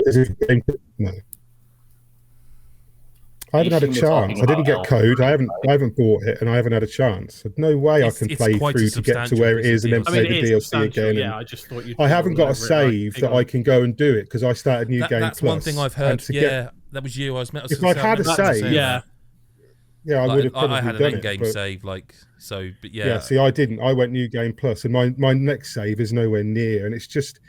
I just haven't had there's just no way I've had time to do that this year. You haven't had time to replay a 80-hour game to get to the point you could play the new 40-hour DLC for the video game. I think that is absolutely fair enough. Okay, fair enough. So is Alan Wake 5? Is Alan Wake 5 though? I mean, none of you have played it, and I don't know. I think it's a toss-up between Alan Wake and Diablo 4, isn't it? Yeah, maybe. I was going to ask because, I don't know. It's almost like where the passion is. It sounds like there's passion for both of those from one I do person. want to talk about Destiny 2 because I know it's an easy one for you guys to dismiss, and Lyle was itching to pull the trigger on it. I think ages ago. I really love when you talk about Destiny every year because it's always very passionate and it's always something that's completely fucking baffling to me. But then I always enjoy Adam's reaction to it. It's an important part of every year. Okay, here's why I think Destiny 2: The Final Shape should be number 2, right? You're dead to me. I changed my mind. Here's why, right? But you can't say things like that and then you just have to give us just a second. No, I like for the entertainment medium. You have to let us all react, and then you go. I just need to just breathe. Just a little. I'm not ready. Okay. So, for as good as the Ode to Castlevania may be, for as much as it adds to a game like Vampire Survivors, for as much as it brings and adds on top of the game, the final shape DLC for Destiny 2 isn't just something that added gameplay to the game, which it did. Like, it added a lot. It's the culmination of 10 years, right? And you can say what you like about Bungie. They set out and said this game's going to last for 10 years, and it fucking did, right? It lasted for 10 years. It's been the top of playlists. It's been, you know, it's had fucking tens in its DLCs since it began. It has. But not only did they carry it through the finish line when some people thought they wouldn't, because they've had a couple of shaky years. The last 3 years have been very good. Lightfall wasn't great. Witch Queen was arguably the best. But the final shape Bungie didn't just carry it over the finish line. So they did a couple of things that, if you were a fan, and I get you guys aren't, so I understand. But if you were a fan and if you'd been there with the game, right, you won't relate to me on Destiny 2, but you'll relate to me on things that you guys have followed for a decade, right? And this is not a small thing. I can relate to it in principle, absolutely, right. Yeah. So not only did they carry that over the finish line, not only did they make it, they didn't drag the carcass over the finish line, right? What? I felt like you were typing "drag the carcass" then. Carry on, please. I wasn't typing anything. I was typing to... You don't know who I was typing to. Carry on. Yeah. So not only did they get it over the finish line, but they did a couple of things here. So for a start, they brought Cade back, right? Which is an obvious, like, let's bring Cade back. They didn't just bring Cade back; they brought Nathan Fillion back, which is a big deal, right? Because obviously he couldn't be part of Forsaken when they killed Cade, and Nolan North had to do it. He was already the Ghost. So that was one thing. Like, they brought, and they spoiled it in a trailer, like they do in these things. They went, "Oh, Cade's back," and so everybody went, "Well, how is Cade back?" So the way they brought him back was, most people worked it out before the game came out. We knew what they were going to do. There was going to be some kind of, you know, it wasn't really him, but it was him. It's far too much to go into, but it was really clever how they did it and how they made it work within the context of the game. They didn't break the game, the universe rules to do it. They didn't create plot holes to do it. They did it in a really clever way that made you feel like they'd had it planned all along, which I don't think they had. But not only did they do that, but they brought it all together and the DLC itself was great. The new area was great. The new activities were great. The new villains, the new boss, all of that was brilliant. But the end of the game, the end of the saga, that final moment was, for a Destiny fan, it was the equivalent of the Avengers Assemble moment in Endgame. It was that. Not only did you reach that point with Cade and all these other characters, you had emotional payoffs to storylines of characters that had been going for literally 10 years. Like Zavala had an emotional payoff at the end of his story. And Cade had an emotional payoff, a character who'd been dead for 4 years or 5 years. They managed to give him a payoff that made sense even after they brought him back to life. But not only did they do that, but they did one of the fucking best finales of an MMO you can imagine, where they managed to not only, like, there's a cutscene where it's all gone to shit and everyone's in and like, you know, you're going to win. It's a game. You know that you're going to have to win because the game's going to have to continue. But they bring everybody together in this area, and they've got every fucking character is in this cutscene. Every character is there, and it was that moment where, like, everybody's assembled to fight this bad guy that is unfightable. You can't beat this bad guy, and if you don't beat him in this battle, everything's over. It's done. And everybody turns up. And I mean everybody, like people that have just been cutscene characters from previous seasons, people that have been just a voice on the radio for so long that you'd forgot they even had a character model. These people showed up for this fight. And then they opened up the server massively. So when you went into the final battle, there was like fucking, I don't even know how many players there were. It was like a fucking WoW raid. Everybody just ran in, and it was a mechanic that shouldn't have worked, but it did. And everybody, all these fucking fire team, so many people, so many players nailing this boss, and the mechanics were done in such a way that you couldn't fail. You couldn't all fail this fight. But fuck me, it was the most stirring thing I've ever played in a shooter. Everybody was there. These NPC characters were next to you. They were doing things. They were calling out for you to do things like they were besides, like it was another fire team of players. And you had all these players piling against this boss. It was fucking spectacular. And as much as we laugh at Destiny, you guys laugh at Destiny, as much as you guys think it's silly that I love this game so much, as a fan of Destiny, I couldn't have asked, and it wasn't just me, the fans, the community, the fan base couldn't have asked for a better end to that game than this DLC brought. It was fucking spectacular. It was incredible. And not only that, but after that moment, the final scene with Cade 6 was just, it tied it off in such a way that I shed a tear, genuinely cried, and no one is going to admit freely to crying at Destiny 2, but I did. And it tied it up so fucking perfectly that I can't go back and play anymore, because now it feels fake. Now they've added this stuff and it's continued because they have to, because they've got to do year 10 and finish year 10. But it doesn't feel real anymore because it ended. That ending was so good and it couldn't have been better.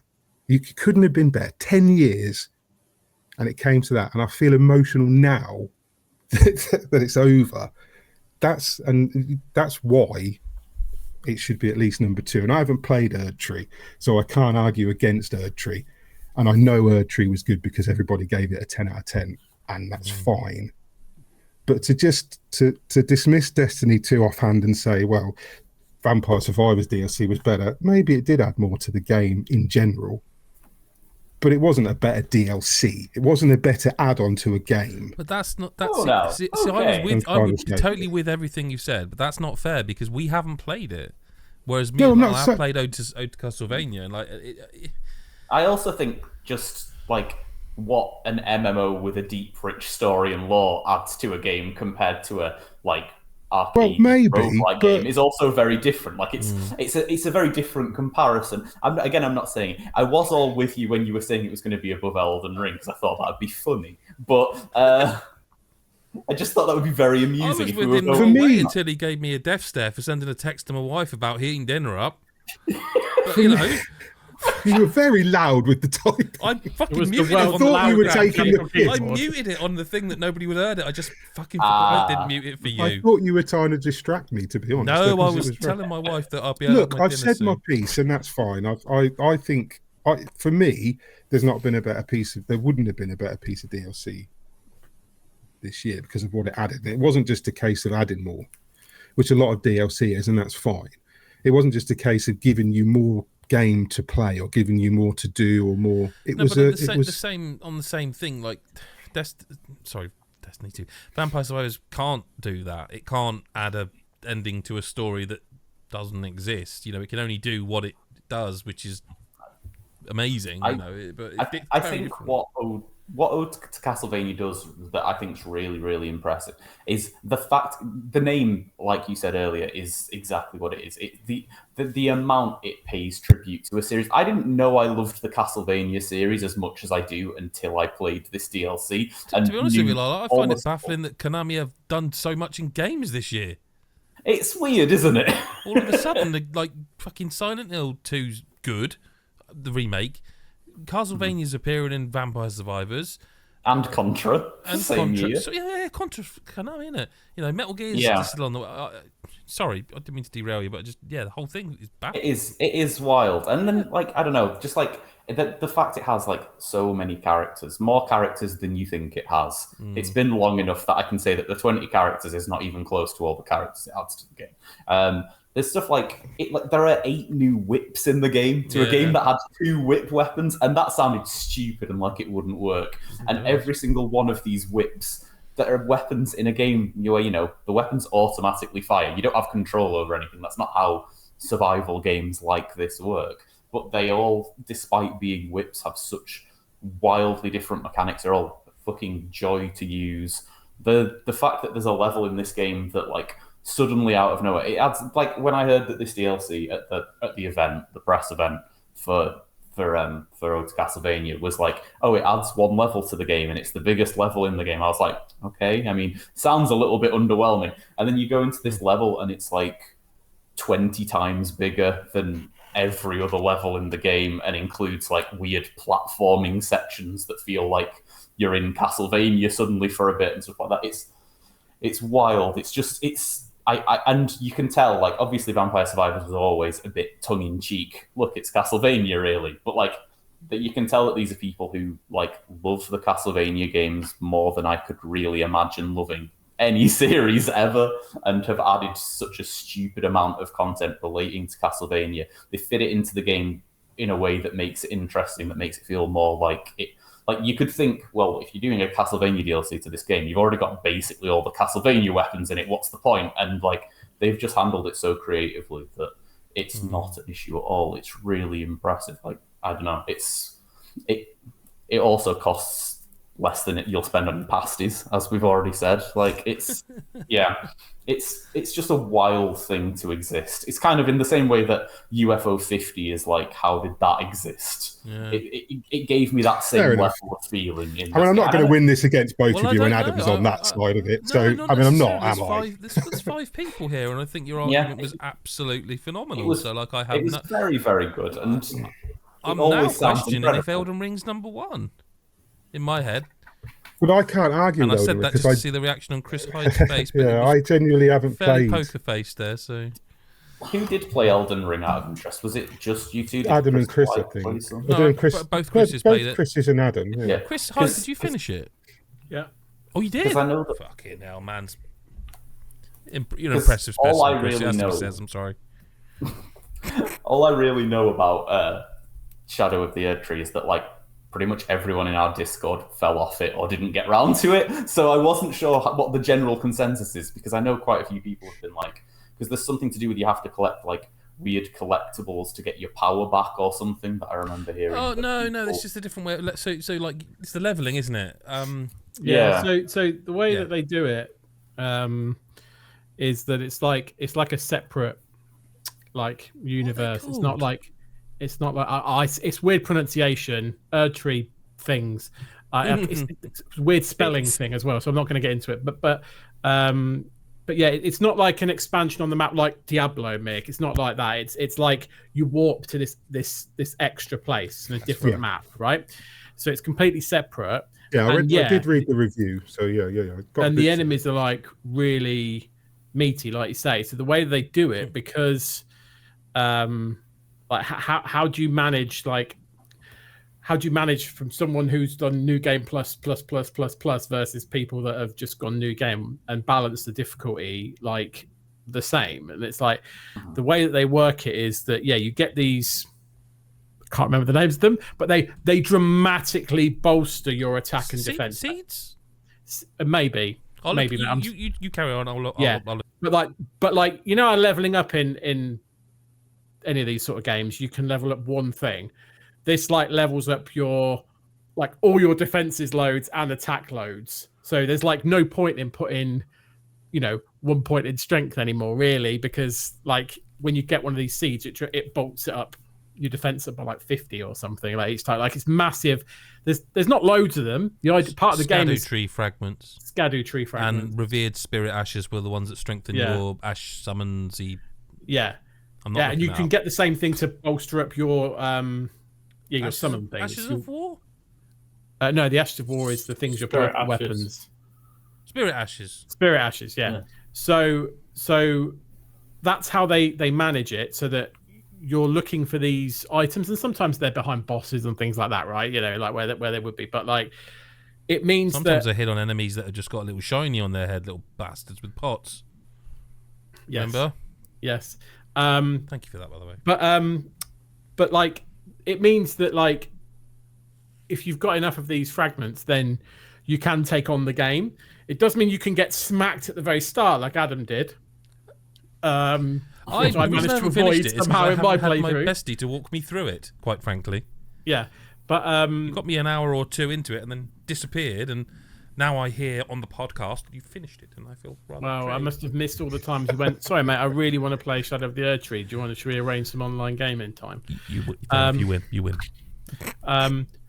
So yeah, so that's how they manage it. So it's like separate. So it's not like embedded like Diablo 4. It's like Also means you don't get back into the main game like super. No, you can. You can literally walk back in. Like you can walk back in instantly. Like the fast travel stuff is fine. Like it literally, in that sense, it's seamless. But it's not like an extra area on the side of the map that was blocked off by a.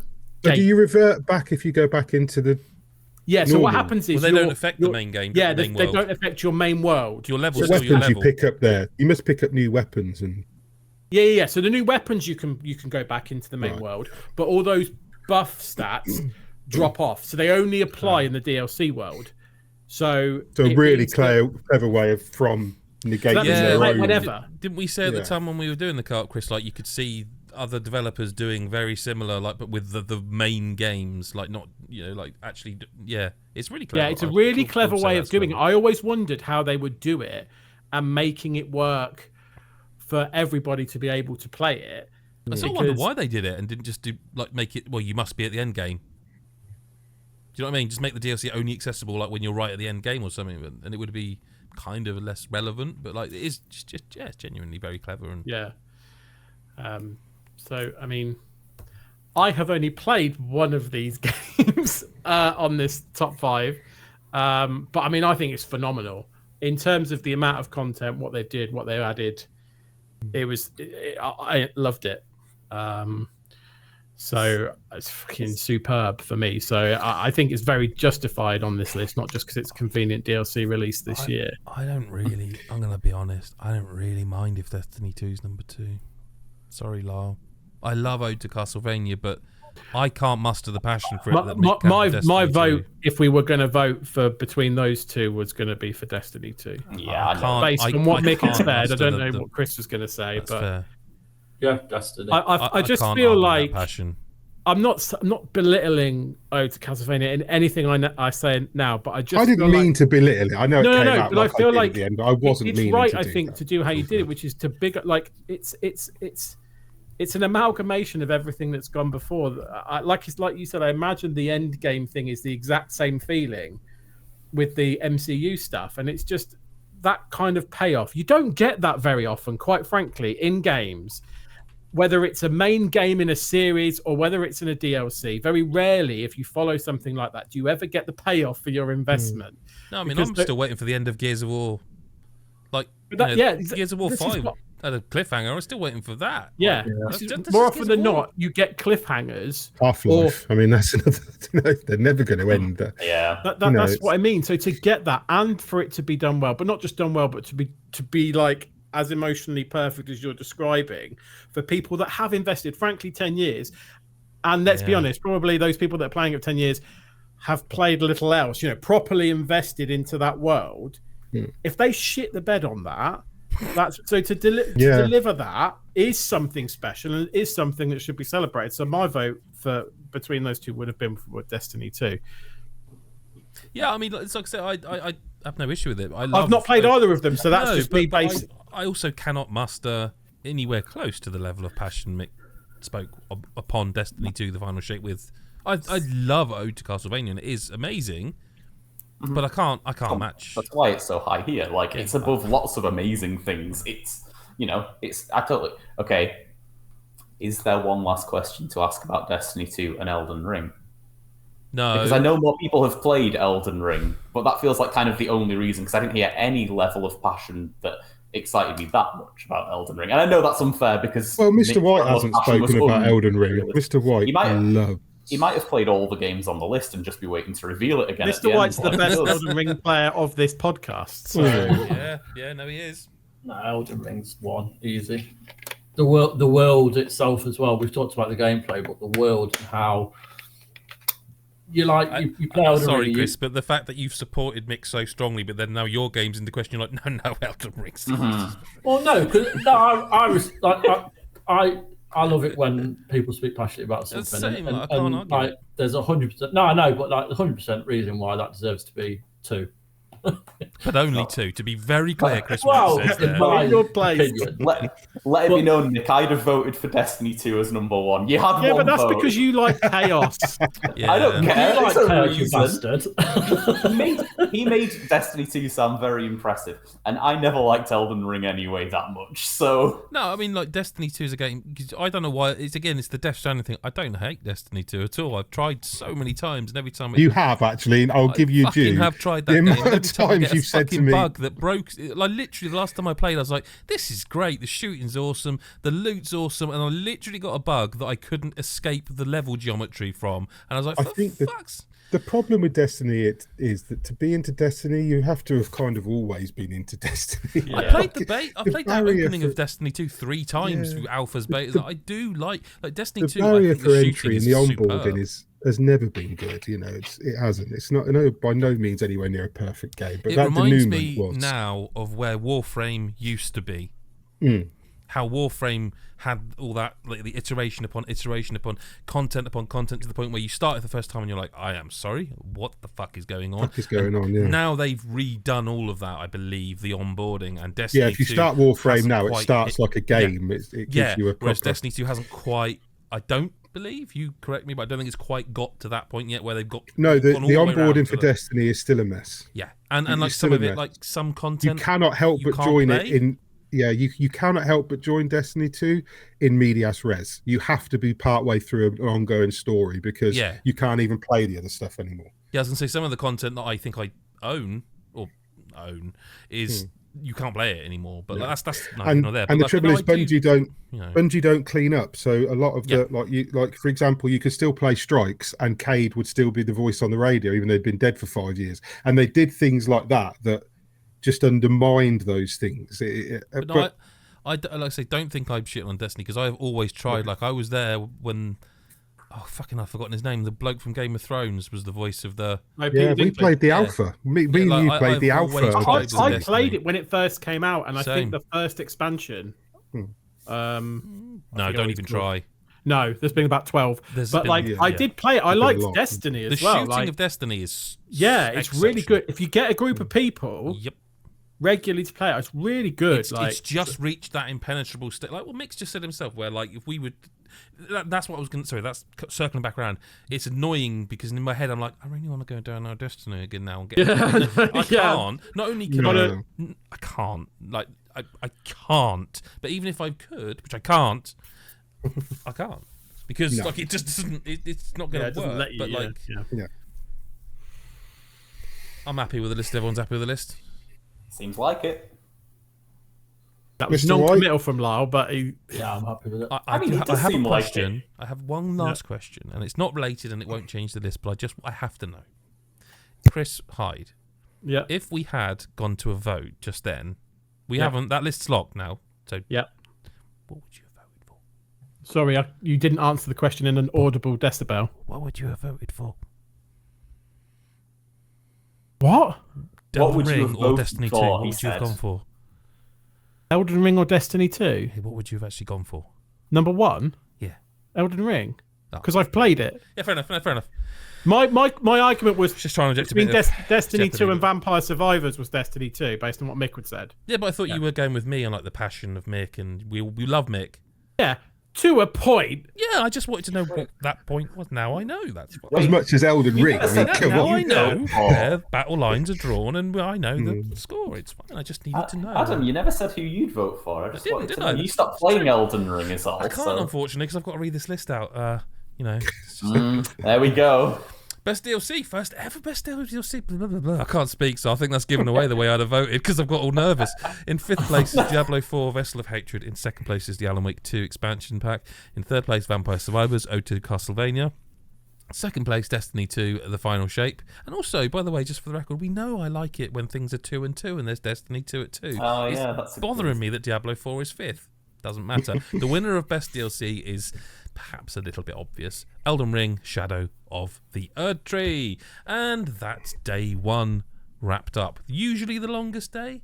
What have we got to talk about tomorrow? Best audio and best visuals. Ooh, I will say, I don't want to curse it ahead of time. Usually the shortest day, but that list of best visuals, which I'm not reading now because I have to come back tomorrow, is rather long. Yes, it is. I'll just look at it. They're both quite long. The audio is quite long this year. Normally audio is very short, but Well, normally audio you just cut through real fast, you know. But that's they're quite.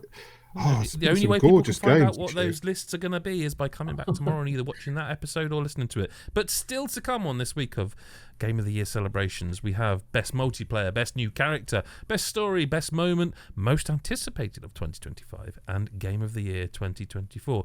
And if you are listening to this and you're not a Patreon, you still can get the rest of the episodes early if you just can't wait and somehow have 10 hours to spare.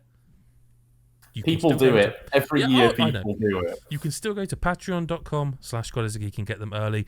Join the community who I'm sure are already cursing us. I don't know, that's not bad, is it, for a day one? No, they're all right. I reckon they'll be all right with that. They're all right, aren't they? They're pretty good. Yeah. I don't know. We'll find out. I'm sure we'll get some shit for Balatro not winning anything yet, or I don't know. Thank you very much to the pair of Chris's, Chris and Chris. Chris will make you... Jump. Thank you. Thank you to Lyle. Thank you to Mick and everybody else. Make sure you join us tomorrow as the Game of the Year festivities continue. Thank you very much. We'll see you on day 2. Bye-bye for now.